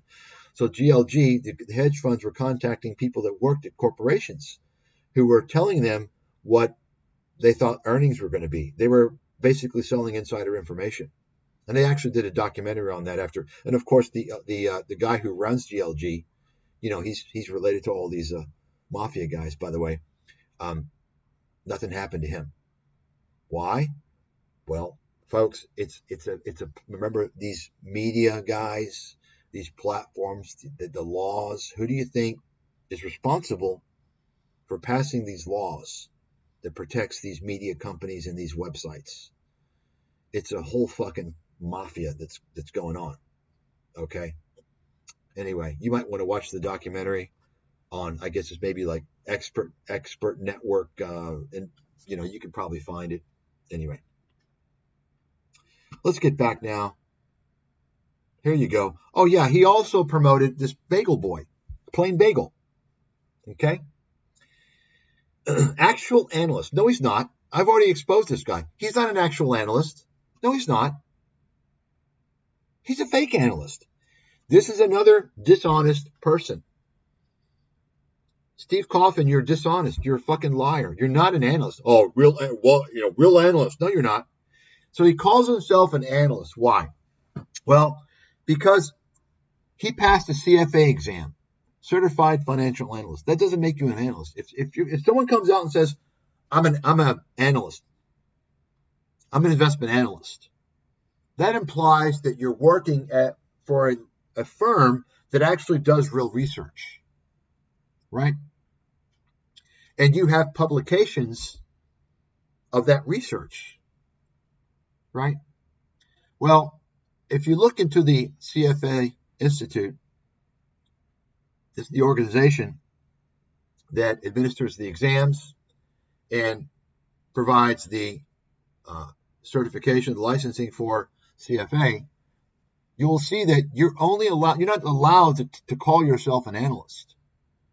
You're supposed to designate yourself as a CFA chart holder or charter holder. You're a charter holder of the CFA. You're not supposed to call yourself an analyst. Look into it. Okay? The CFA specifically tells you that. You're not supposed to call yourself an analyst because if you have the CFA. In fact, if you're a real analyst working on Wall Street, you have exams and licenses you have to have taken. You have certain licensing requirements. Okay? You cannot call yourself an analyst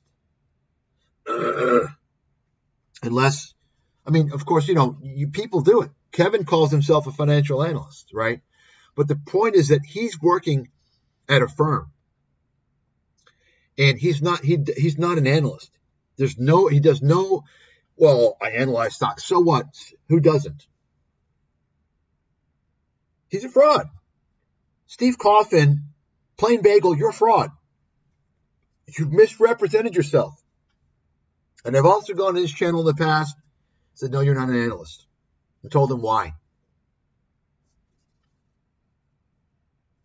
Okay? Once again, the difference is when you're working, when you are working at an investment firm and you call yourself an analyst versus someone who's not working at an investment firm and calls himself an analyst, that's a big difference. Both of them are lying, unless the person that works at an investment firm is really, truly an analyst. The person working in an investment firm that calls himself an analyst but who's really not is a big violator. That's a big problem. Why? Because he's going to tell you that he works at an investment firm and he's telling you he's an analyst, right? Versus a person who comes on YouTube and says, I'm an analyst.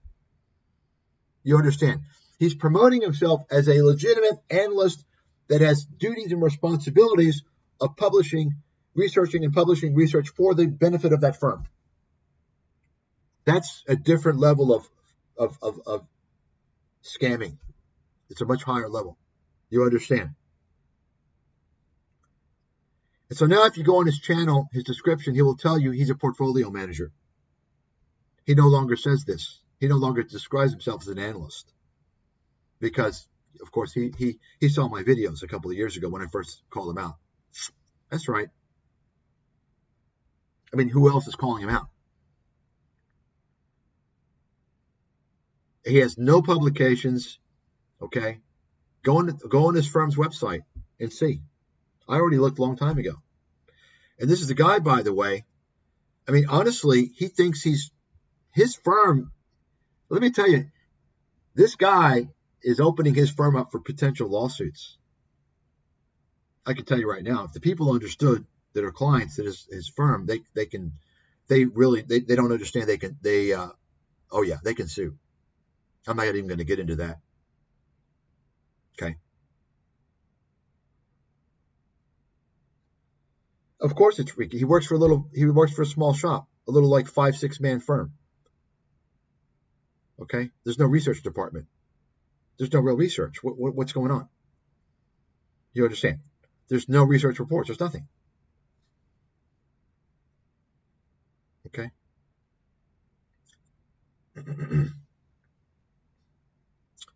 So he gamed the system like Patrick Boyle.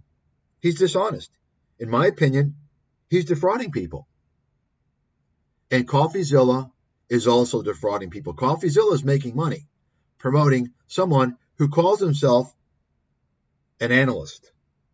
You understand? Coffeezilla is not only promoting this guy, and this guy is deceiving people, but Coffeezilla is making money through this deception while building this guy's channel. And he calls himself a fake guru detective? Really? Coffeezilla, you're a fraud, dude. You're a fraud. That's what you are. Write it the fuck down. You're a fraud.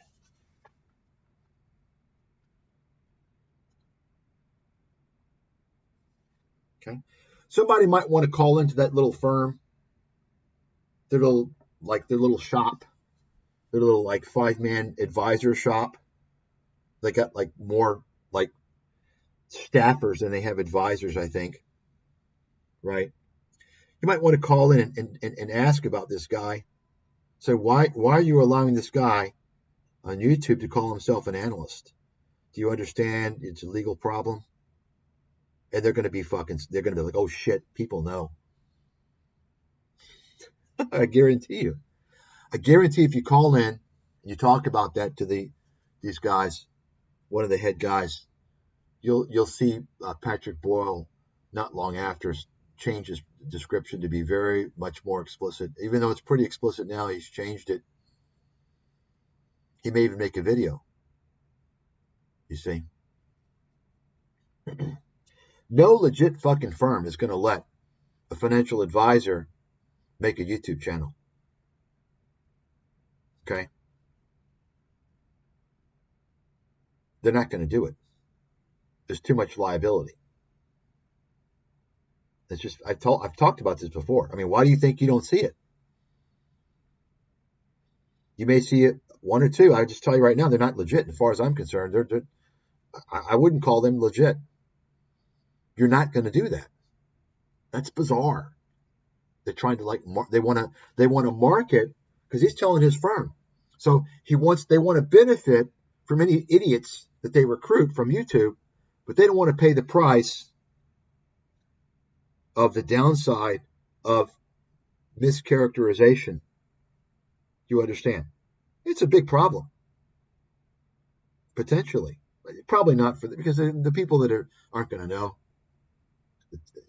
But you should call in and talk to one of the head guys and tell them that this is not smart on their part. You see, to allow this guy to go on YouTube making headlines like real analyst talks about GameStop. Right?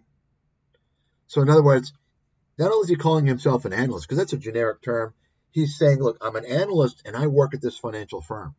That's a big difference than some fucking clown calling himself an analyst generically. You understand? That's a huge deal. Legally. Okay? FYI. Coffeezilla, dude, you're an incompetent fucking useful idiot. That's what you are. And you're a grifter. You're promoting scammers. You're promoting dishonest people to make money. Right?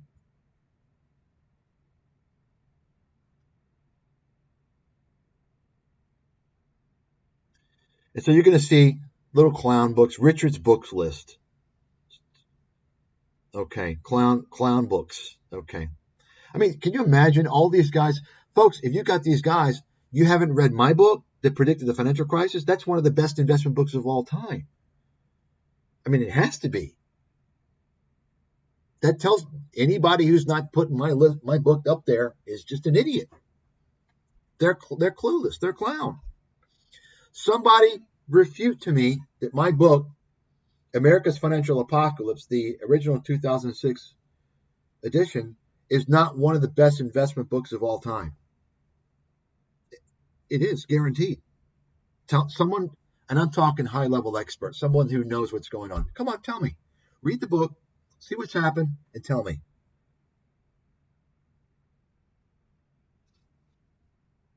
Could have made a fortune. Read my books.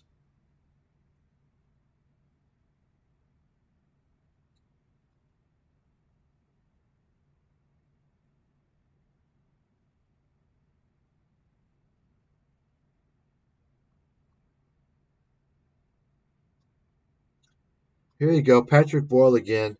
And Coffeezilla, look at this clickbait. Do this immediately. Hedge fund manager breaks down GameStop. Do this immediately. You see that? You know, the GameStop meme hype, right? All this crap, crazy crap going on. So Coffeezilla, take a look.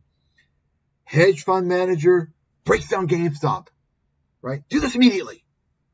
He's trying to lure all the suckers. You understand? He's gaming the ad system, Coffeezilla.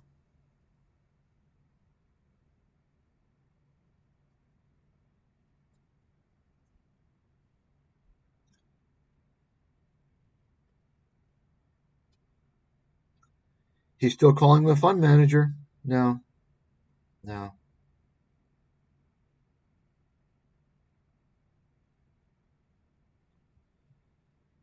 I mean, I'm not even going to watch this stupid video. You're not going to ever get any real valuable substance from Patrick Boyle on the capital markets. I can guarantee you that. This guy, he's like so disconnected from the fucking markets. He's like, it's like everything he knows he reads in a book.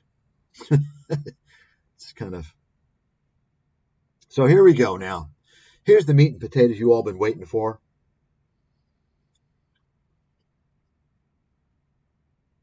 Sorry, this is the meat and potatoes. Logan Paul sued me. Okay. So let's listen to this a little bit here. Logan Paul is suing me for CryptoZoo only a year after he thanked me for it. Rather than pay back his victims fully, Logan would rather publicly humiliate himself in court by accusing me of defaming him. He's hired 5 lawyers to sue me, which he hopes will stop me from exposing him again. You see, only hours before this lawsuit was filed, I had reached out to Logan Paul about a new investigation into one of his companies, which has just been accused by the Canadian government of being a multi-layered fraud in Canada. I obviously had questions, but before I was able to get answers, Logan's team of lawyers showed up to silence me. We're going to talk about that. We're also going to go through this lawsuit. I'm going to tell you how to support us if you want, because while I didn't think I'd need help, I was wrong. But before we get to my mistake, let's start with Logan's. This is all about e-begging, okay? Remember, Coffeezilla has made a small fortune slamming Logan Paul, right?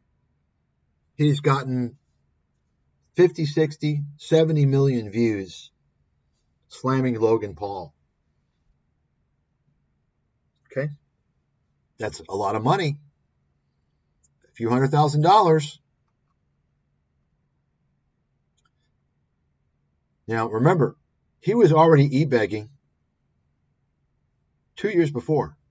Seems like he's always got an excuse to bring in money. Now, here's going to tell you why he needs that money. He got scammed for $1 million. So notice, I got scammed for $1 million. Clickbait. He didn't get scammed. He's incompetent. He didn't read his insurance policy. You see? You didn't get scammed.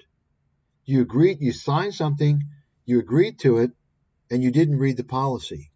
You always need to read the exclusions in an insurance policy. You see, if you don't read the exclusions, you don't even know what you have. That's the key to insurance. is reading what they don't fucking cover. The omissions, the exclusions.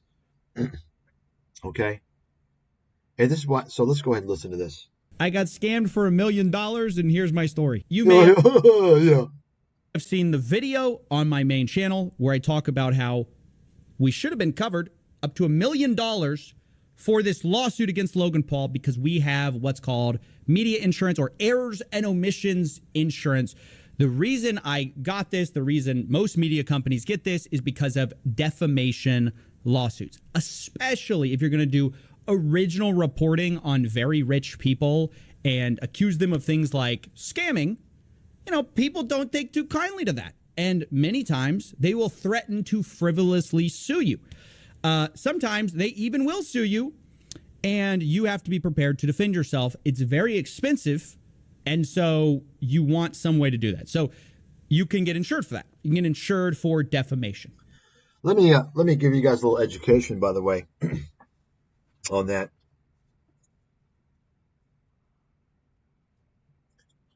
Defamation, there's a few things that most people, not a whole lot of people, know about.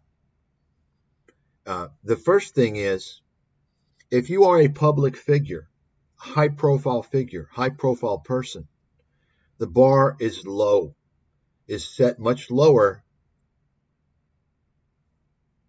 right, for the defense. It's set much higher if you're the person, the high-profile person that wants to sue someone for defamation. In other words, if you're high-profile, it's easier for someone to criticize you. And it's more difficult for that high-profile person to win a case of defamation, simply for the fact that you're high-profile. The bar is much higher for that proof. That's just a basic fact. Okay? If you're low-profile, it's much easier. Number two, the concept of malice, the intent to cause harm to someone's business, that's a big factor. Someone comes out just to try and ruin your business. That's their intent. That's going to be a big strike against you if you're getting sued. Number three is reckless disregard. If you come out and just like blabber and just say stupid stuff, oh, you're a scammer, and you don't actually investigate things logically, critically, then you're going to lose a lawsuit if someone sues you for defamation. Okay? Now, Coffeezilla doesn't do that, of course. He does look into stuff. Is he incompetent? Well, you can answer that question for yourself, just based upon the material I've gone over with Patrick Boyle, with Plain Bagel, so on and so forth. But I don't think there's malice. I haven't seen him anything malice, and reckless disregard. I don't think so. I'm not gonna accuse him of that. I haven't really seen a whole lot of his videos, but a couple that I have seen, I don't think he plays that tune.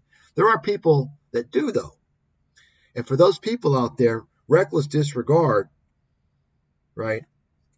That's an open and shut case. You can't just go out and just blabber. You better have the proof and go into it and show people. Otherwise, it's gonna be an open and shut case on defamation. Which, if you get sued for defamation, by the way, it's very costly for defense. There's no fucking pro bono, right? You're gonna have to pay somebody an hourly rate to defend you. So with that little tutorial on defamation, let's continue now. So he's being sued, Logan Paul, for defamation, but he thinks he's covered. And we've actually used the same type of defamation insurance or errors and omissions insurance to cover ourselves before and successfully done that. This time we thought it would be no different. So when we got sued, I saw a lot of great support from people saying, look, I want to help. I want to help you, kind of you should do a GoFundMe or whatever. And so you hear this now? This is part of the Masterclass. This is where the Masterclass begins. He's basically saying, before people offered to give me money. And I said, no, I don't need your money. I've got insurance, right? I'm a good guy. I'm an honest guy. I don't ask for money when I don't need it. Oh, oops, except for here. You see that? He's already been asking for money. You see?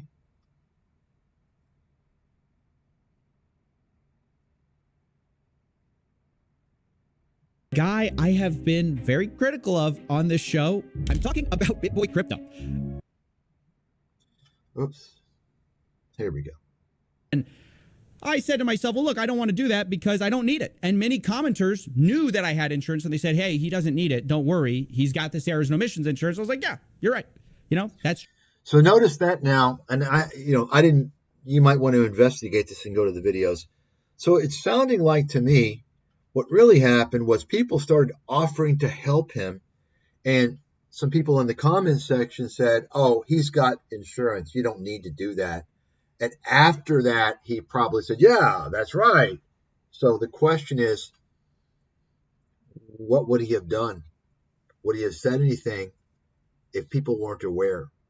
You understand? True. Except then I called my insurance company to put in a claim. I'm like, yo, knock, knock. Policy. I'm like shocked to find, yeah, okay, sure enough. Yep, you guys are excluded from defamation. Confused. I go to my policy, make an error about some random person. So another thing, I'm not going to play this, but if you listen to this video, there's at least 2 or 3 times where he goes through specifically and he says, well, so we have to pay a higher amount for insurance because we've already had a partial claim before. And you notice he'll say, we had to pay a lot more and we're happy to do it. He'll say, we're happy to do it. So he's throwing that out there, that little phrase, we're happy to do it. Oh, we're happy to pay the money. We don't care. We'll pay a lot more. As if he's not a greedy person. We're happy to do it. Coffeezilla, why don't you disclose the amount of money that you've pulled in all these years with your bullshit, your bogus detective work and your reporting, your news reporting, and promoting, in other words, the money you've pulled in promoting scammers and scam ads, the money you've pulled in after having promoted Tom Nash, the fraudster, after having promoted dishonest Patrick Boyle, dishonest Plain Bagel. Why don't you tell us how much money you're bringing in, right? If you're telling people you need money for something, well, why don't you disclose the money that you're making? You see? How much money do people know that you need? They don't, right? I mean, why don't you disclose how much money you're getting? See, when you've got millions of followers, right, you could potentially bring in millions of dollars because people don't know how much everyone else is giving them. You understand? It's all dishonest. That's a whole dishonest, simply for the fact that you're asking for money without disclosing how much money you're getting is dishonest. And remember, he's supposed to be an honest guy. He's going after the scammers. But maybe he's doing a little scam himself. In media, you call it defamation. I mean, if CNN goes on and they make an error about some random person, that person's not going to sue them for the error. They're going to sue them for defamation. So I was confused. I was like wildly confused. I go to my policy. I'm like shocked to find, yeah, okay, sure enough. Yep, you guys are excluded from defamation. And I'm like, how did this happen? So that requires the full story. So that's the TLDR. Scam for $1 million. You see that? So he calls it a scam because he didn't read the insurance policy. No, you weren't scammed. You're just a fucking idiot. Remember, folks, this is a guy who, now, anybody who's not familiar with insurance, right? First time you get burned, you didn't realize, okay. But remember, this is a guy, and I'm sure this is not his first insurance policy, right? Or his first claim. He has no excuse on the level of being a normal human being. But he's got the bar raised higher, right? Why? Because he's the detective, right? He goes through, he's meticulous, he's detailed. He goes through stuff. Does he? I think this shows exactly how much investigation he does. He spends his time and effort on the smoke and mirrors, little effects on his videos and all this bullshit. Okay? That's what he does. It's not a scam. This is a fraud clickbait to get views. Not just to get views, to get sympathy and to get people to give him money. Coffeezilla has officially entered the mode of scam artists now. If they had paid out the whole claim, right? Like, that's obviously a big part of this.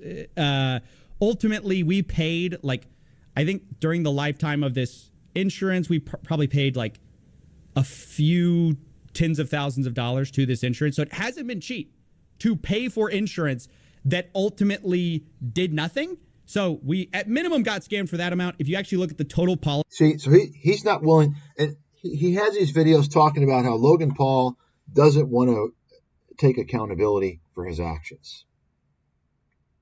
Right? You can just go through and watch the video. It's all about him telling you Logan Paul doesn't want to take accountability. He wants to blame me. Yet this guy, Coffeezilla, Stephen Findleston, doesn't want to take accountability for his own mistake, for his own incompetence of not reviewing the insurance policy, of not reading the policy. He wants to call that a scam. He wants to claim the insurance company is scamming him. No, it doesn't work that way. Remember, folks, he's a guy, he's a detective. I mean, think about it. He's calling himself, he's on a higher level. He's able to detect all the scams. That's what he would have you believe, right? He's telling you he goes through and does all this stuff, investigations, right? And the same guy who doesn't even bother to check his insurance policy. And on top of that, he doesn't take responsibility. Instead, he wants to tell you that he got scammed. Why? You feel sorry for him. You want to help him. You see that? This is the subtle art, or the art of subtle e-begging. You see that? You see what he's doing? Policy we had, it was up to $1 million. So I don't think it's a stretch to say we got scammed for $1 million. But the full story, I think, is even more interesting. So initially, we had gotten a message from another YouTuber who had just been in a lawsuit. This is how we started getting into this whole thing. And they told us, look, dude, I just paid $250,000. We were small at this time. He goes, I just got paid $250,000 to fight this lawsuit. I'm in the right. It's totally frivolous. This guy knows it. You need to make sure you get this thing called errors and omissions insurance so you can be protected like I wasn't. So we were a small channel, and relatively the insurance was going to be very expensive for us. But I appreciated that, and I thought, that's really wise. If this channel continues in a certain direction, in the type of content that I want to produce, we need to have this. So we found a broker who kind of advertised himself as like, look, every YouTuber needs defamation insurance. If they're going to be publicly talking about news, about like different topics. So you get a hold of this guy and we say, hey, we want that. So he goes, great. So he shops us around some insurance, and we pretty immediately find some carriers who are willing to take us, because at the time our channel was much smaller. And I would just say it's like less risky, so to speak, because the smaller you are, the less people are going to see it. It's just not as big of a risk. So we get covered. And in 2019 or 2020, we get a cease and desist letter from Dan Locke. Okay, I'm just trying to remember the year. I'm not so clear about the years, but I just remember we got a cease and desist from Dan Locke. It was one of our first. And the guy showed up at our house, really freaked us out. He's like, hey, are you blah, blah, blah? I'm like, yes. He's like, oh, not you've been served, but like here, this is, aha, we got you. So the cease and desist, it ultimately turned, now that you've used the thing you paid for, we have to charge you a lot more for it. It's maybe like getting into an accident with like car insurance. But what I find a little unfair about this is we did nothing wrong. Like, we didn't do anything. In fact, our claims, I think, were fair, and I don't think they were defamatory at all. But either way, the price goes up. We're happy to pay it. We're like, sure. There you go. This is this one. We're happy to pay. Price goes up. We're happy to. You see that? So that's kind of, you're sure you're happy because you got all this money coming in. All this money coming in. from selling ads from scammers. You're taking money in. You're taking blood money, money from the devil. You're taking in money selling scam ads, ads for scammers, guys that you claim to call out. On your videos, I see ads from scammers.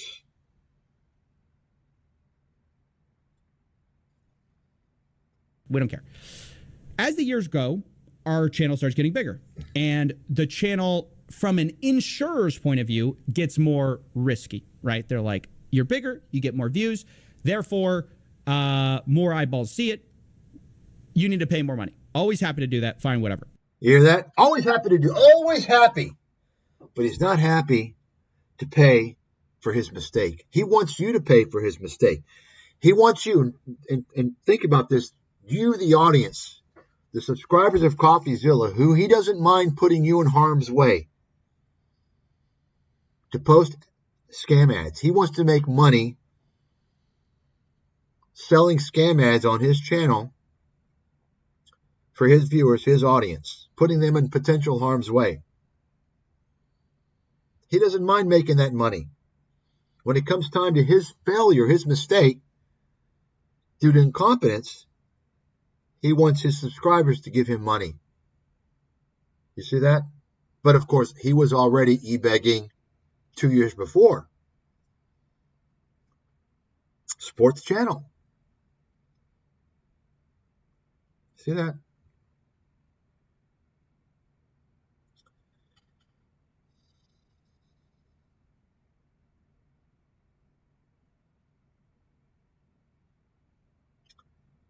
So, this is what you're talking about here, folks. This is what you're dealing with here. This guy, he talks about Logan Paul, who's not accountable. He doesn't want to be accountable for his actions. Instead, he wants to blame Coffeezilla. Yet Coffeezilla is incompetent, doesn't read his own insurance policy, and he wants to go to his viewers, his subscribers, to ask for money. And he gets other people like this Legal Eagle fucking weasel bullshit artist to come in, support Coffeezilla. Because they're all in the same circle jerk. You understand?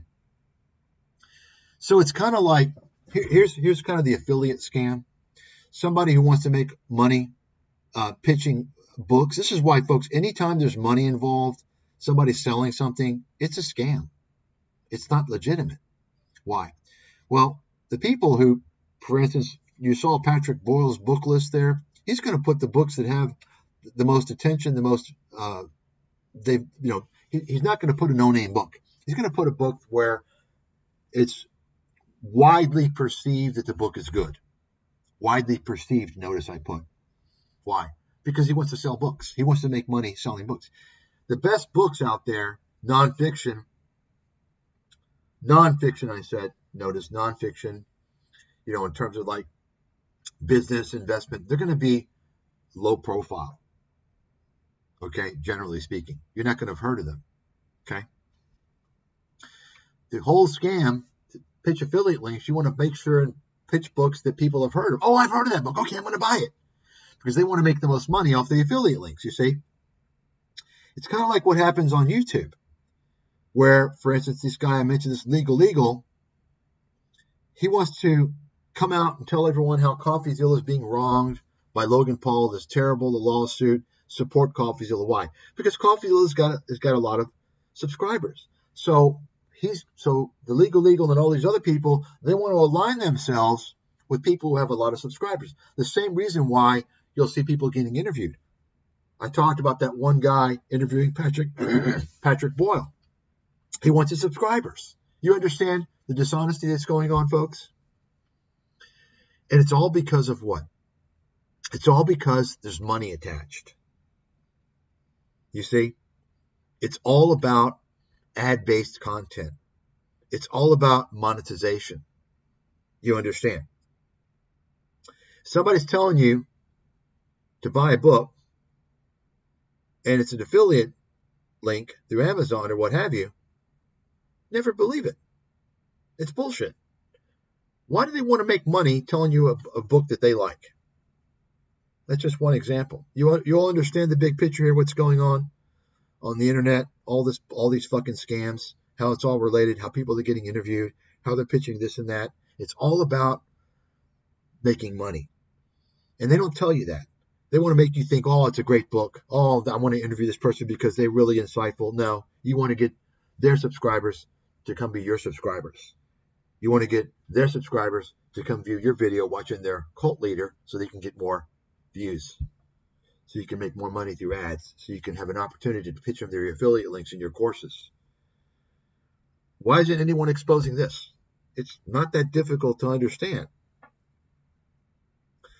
Coffeezilla has now entered the realm of blatant scammer, in my opinion. Okay, in my opinion. He knows what he's doing. He knows he's gaming the ad system. He knows that most of the ads on YouTube are scams or very scammy. He knows that. Yet, why does he monetize? Because that's why he's got the channel, folks. You don't need to monetize to expose scams and scammers.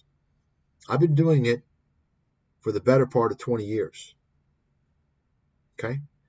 And I've gone after guys he couldn't even dream of going after because he doesn't have the expertise. I've gone after high-level guys. Okay? Influential people. Right? I've taken down the whole media. You understand? He won't even go after guys like Robert Kiyosaki or Tony Robbins. Why? I'm scared I'm going to get sued. Right? That's not going to give you the clicks either, is it? He wants to go after the most outrageous scammers who have already been exposed. Their scams are obvious, but they get a lot of clicks.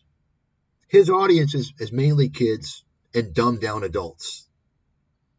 Right? He goes after the people who he thinks he can get the most ad views from. You see? It's all about making the money. That's all.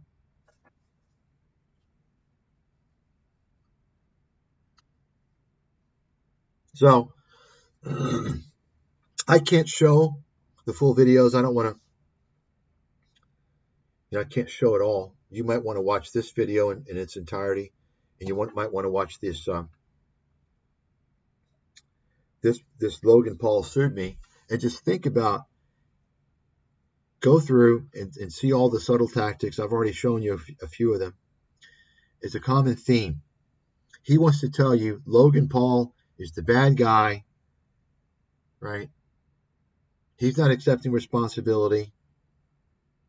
And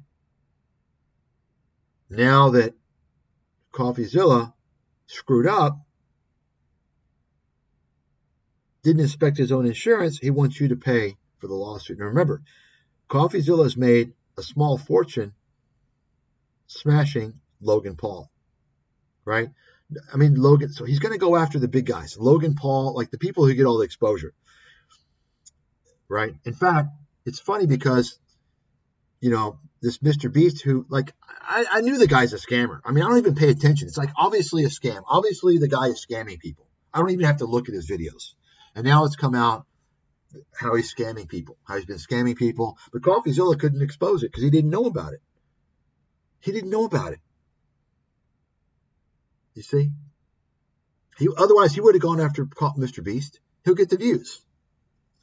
Does he go after Eric Berg? I've shown you Eric Berg, right? Dr. Berg, the chiropractor. He doesn't have the fucking expertise to expose him. He just goes after little dimwit shit. It's all about getting the views, the clicks, with no expertise. Coffeezilla has zero fucking expertise. You can see that. He wasn't even able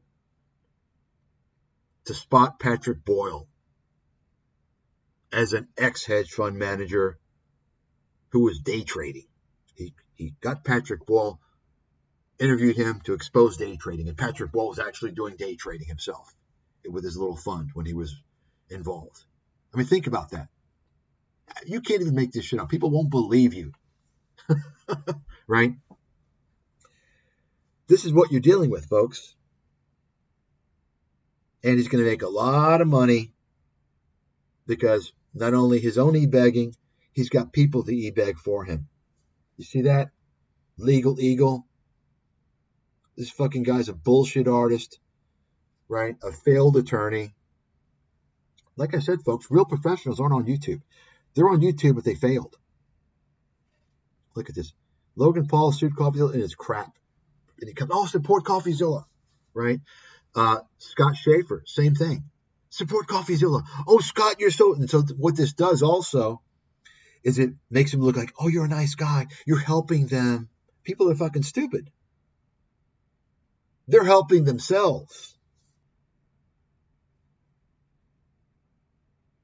So take a look here. So Scott Schaefer repeats this whole thing. Why?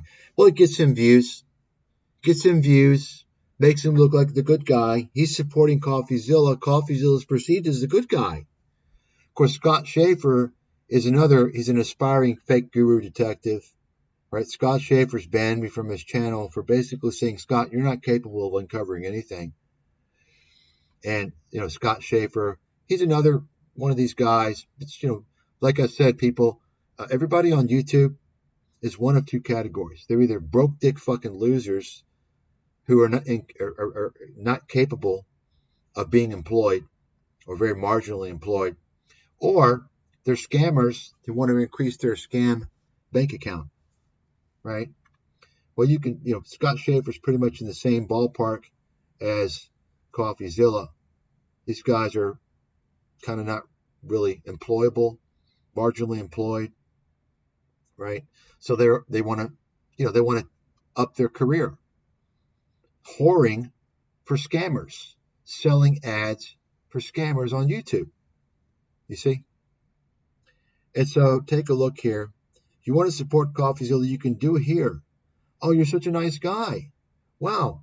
Wait, support a guy who screwed up? Support him. Why? He's making a shitload of money, right? And he fucked up, and he wants you to make up for his mistake. You understand? Scott, why don't you talk about that? Why don't you make a video just like what I've talked about? Because you're not a fucking detective. You're a fucking clown. You sell dog food on Amazon. That's your job. And you want to up your career. I mean, folks, this is what I'm talking about. Real, credible people aren't on YouTube monetizing their channel.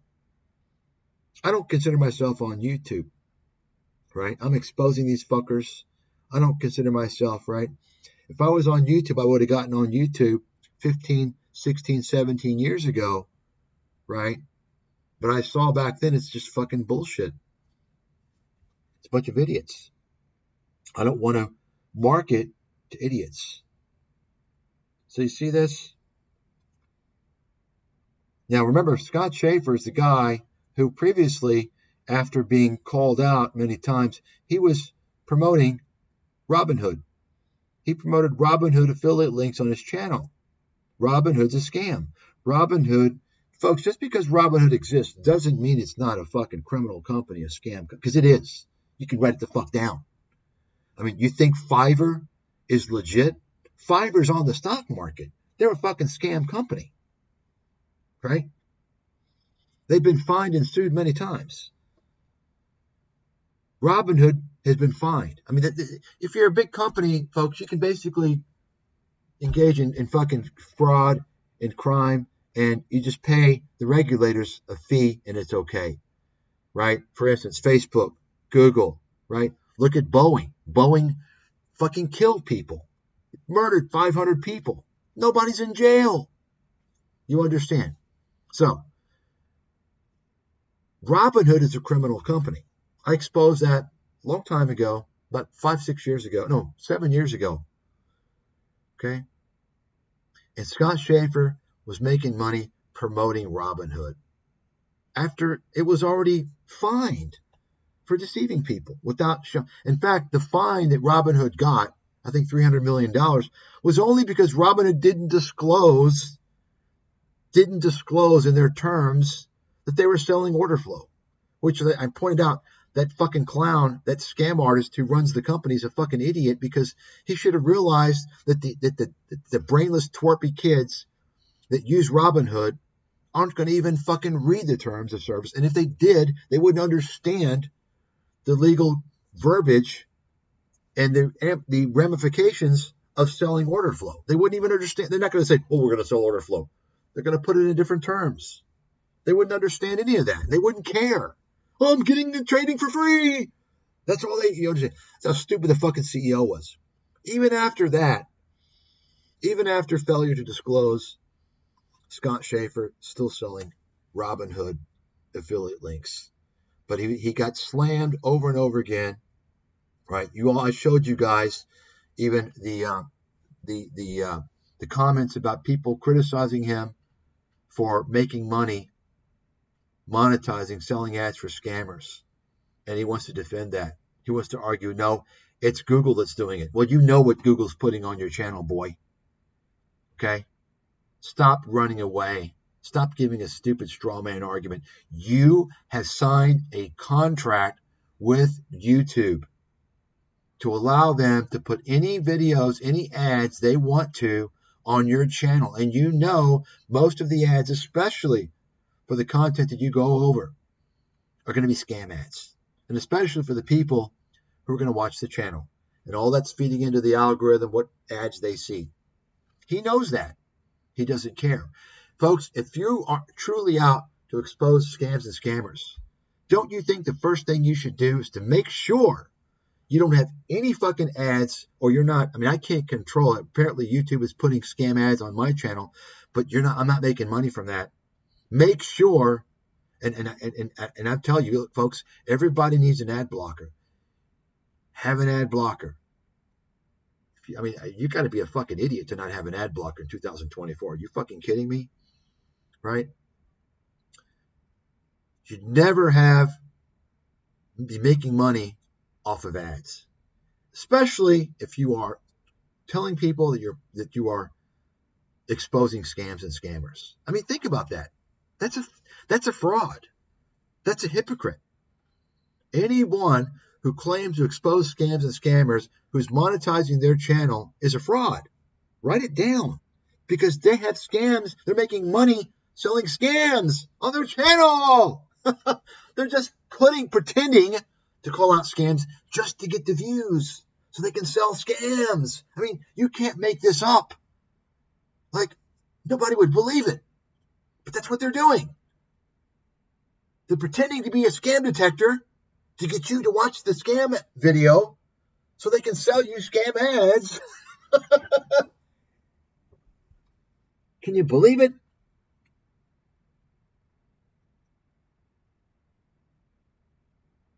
So let's take a look here. He's going to be seen as a good guy. Scott, you're so noble. You're helping him. That's good. Look, I don't know anyone willing to put another person's Patreon in both the pinned comment and description, making me realize why I've been sub to you for a year now. You see? Folks, these people on YouTube, they're fucking stupid. All of you listening to me, I know you're going to hate me. I don't care. You're fucking dumb. I'm trying to help you.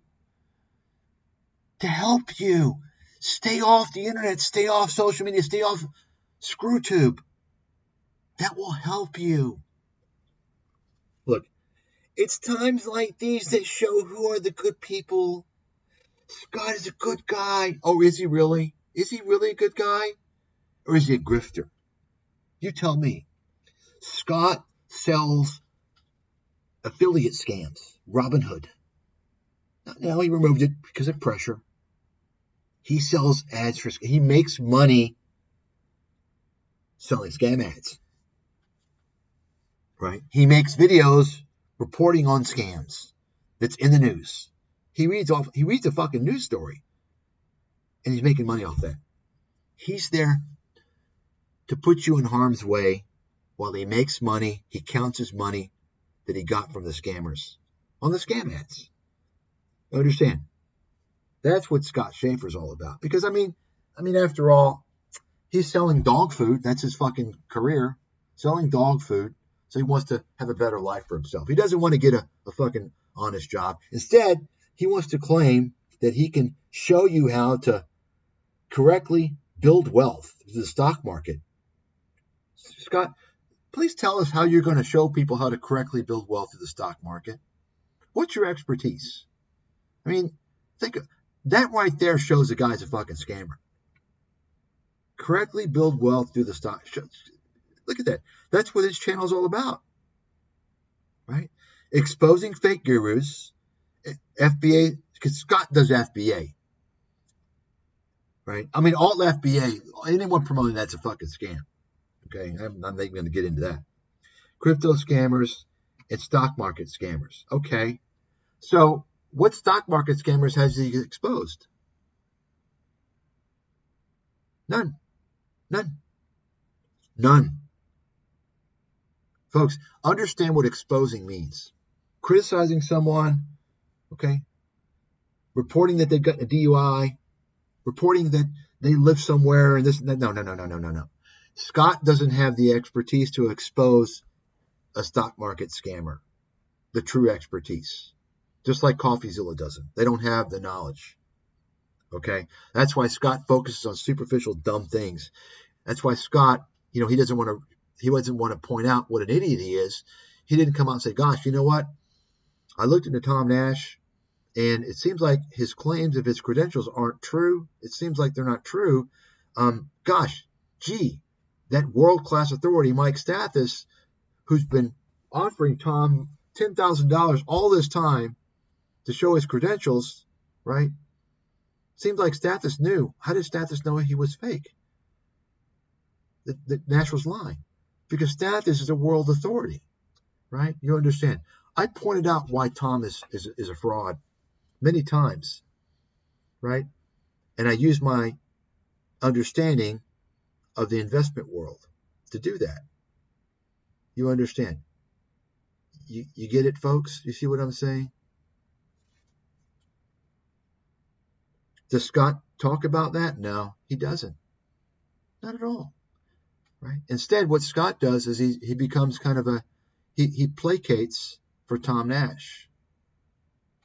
He tells me in an email, oh well, Tom Nash says that $10,000 is small money for him. He's making $50,000 a month just from FTX endorsements. So he doesn't want to risk you exposing his personal information. And Scott was satisfied with that response. Does Scott give me a chance to say, oh, okay, I'll offer him $100,000. 10,000 is just a number. I'll offer him any amount of money. That's how dumb Scott is. That's who you're dealing with these people, folks. Okay? You understand? Does Scott say, look at this guy, right? Here's why Tom Nash is wrong. This guy Stathis points out that Tom Nash says that no one looks at a PE ratio. Nobody on Wall Street looks at a PE ratio. You understand? That's just one example. These people are all frauds with their own self-interest to make money through scam promotion. They're selling ads for scammers. That's the end of the story. That's the bottom line.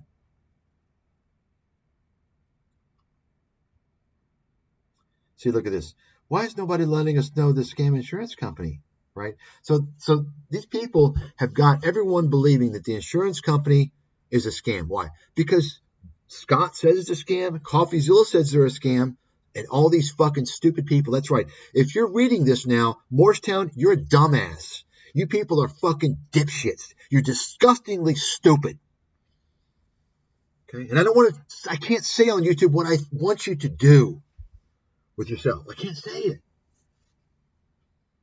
Okay?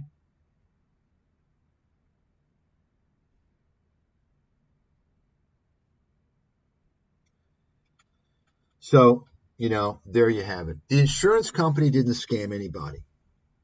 If anything, there is potentially some responsibility, some liability, possibly with the broker.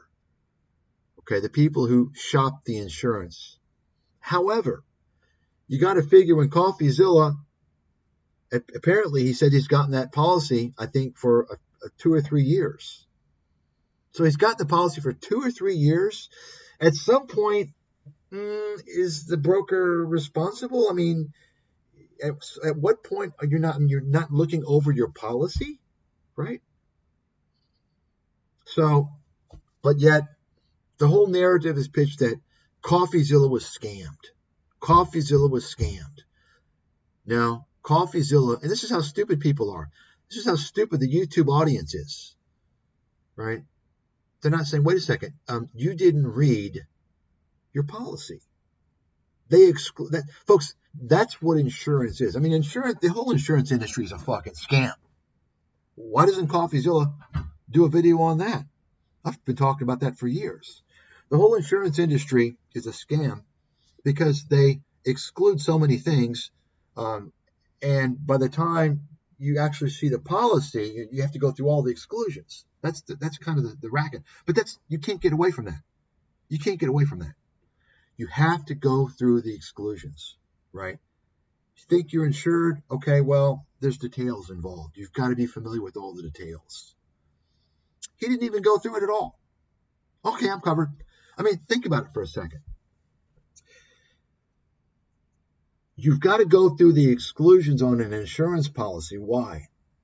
Because you think you're covered for something, but there's always details, right? It's always in the fine print, always in the details. So, in other words, there could be situations whereby you might not be covered for defamation. For instance, let's say if you were actually, let's say you were being sued for defamation, but you were engaging in malice, right? I don't know what insurance company is going to insure somebody who, for defamation, who's engaged in malice. Trying to inflict intentional harm to the person's business or ability to earn an income, right? Or let's say you're insured for defamation. However, this does not apply if you have been involved with reckless disregard.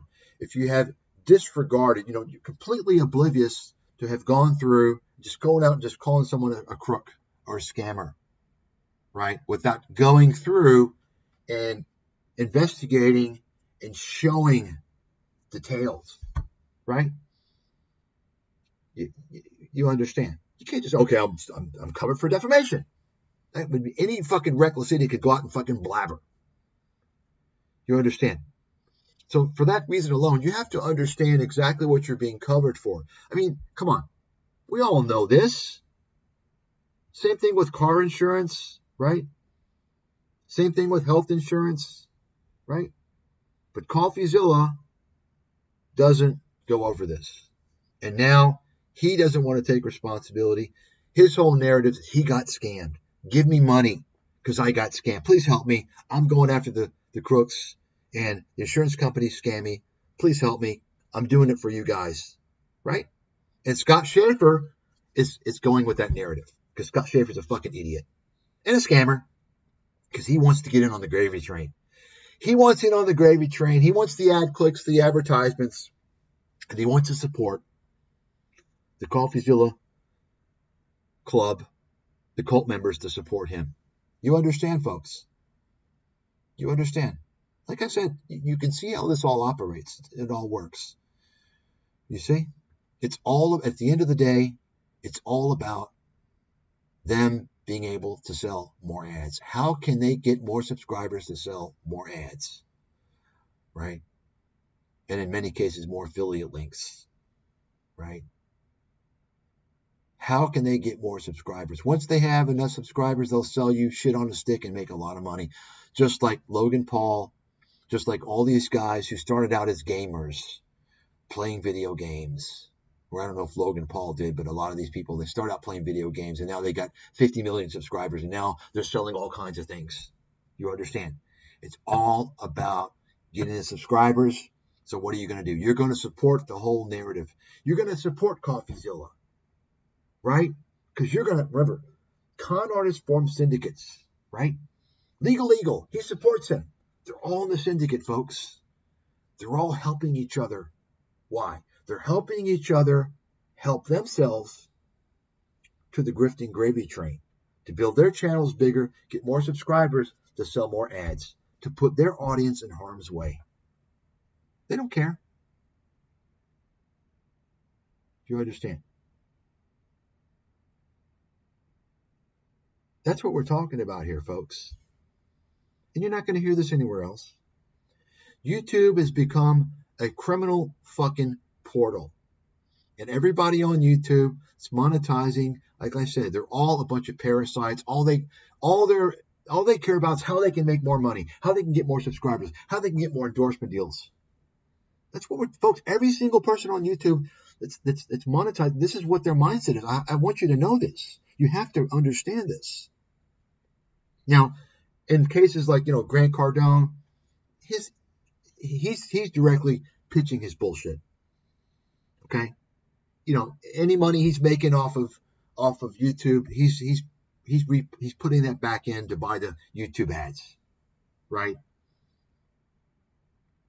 But at the end of the day, he's still playing the same game. He's exploiting the dipshit, mentally incompetent YouTube audience.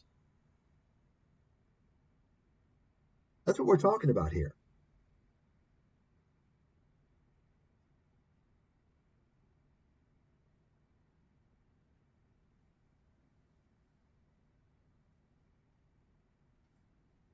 A bunch of fucking scammers.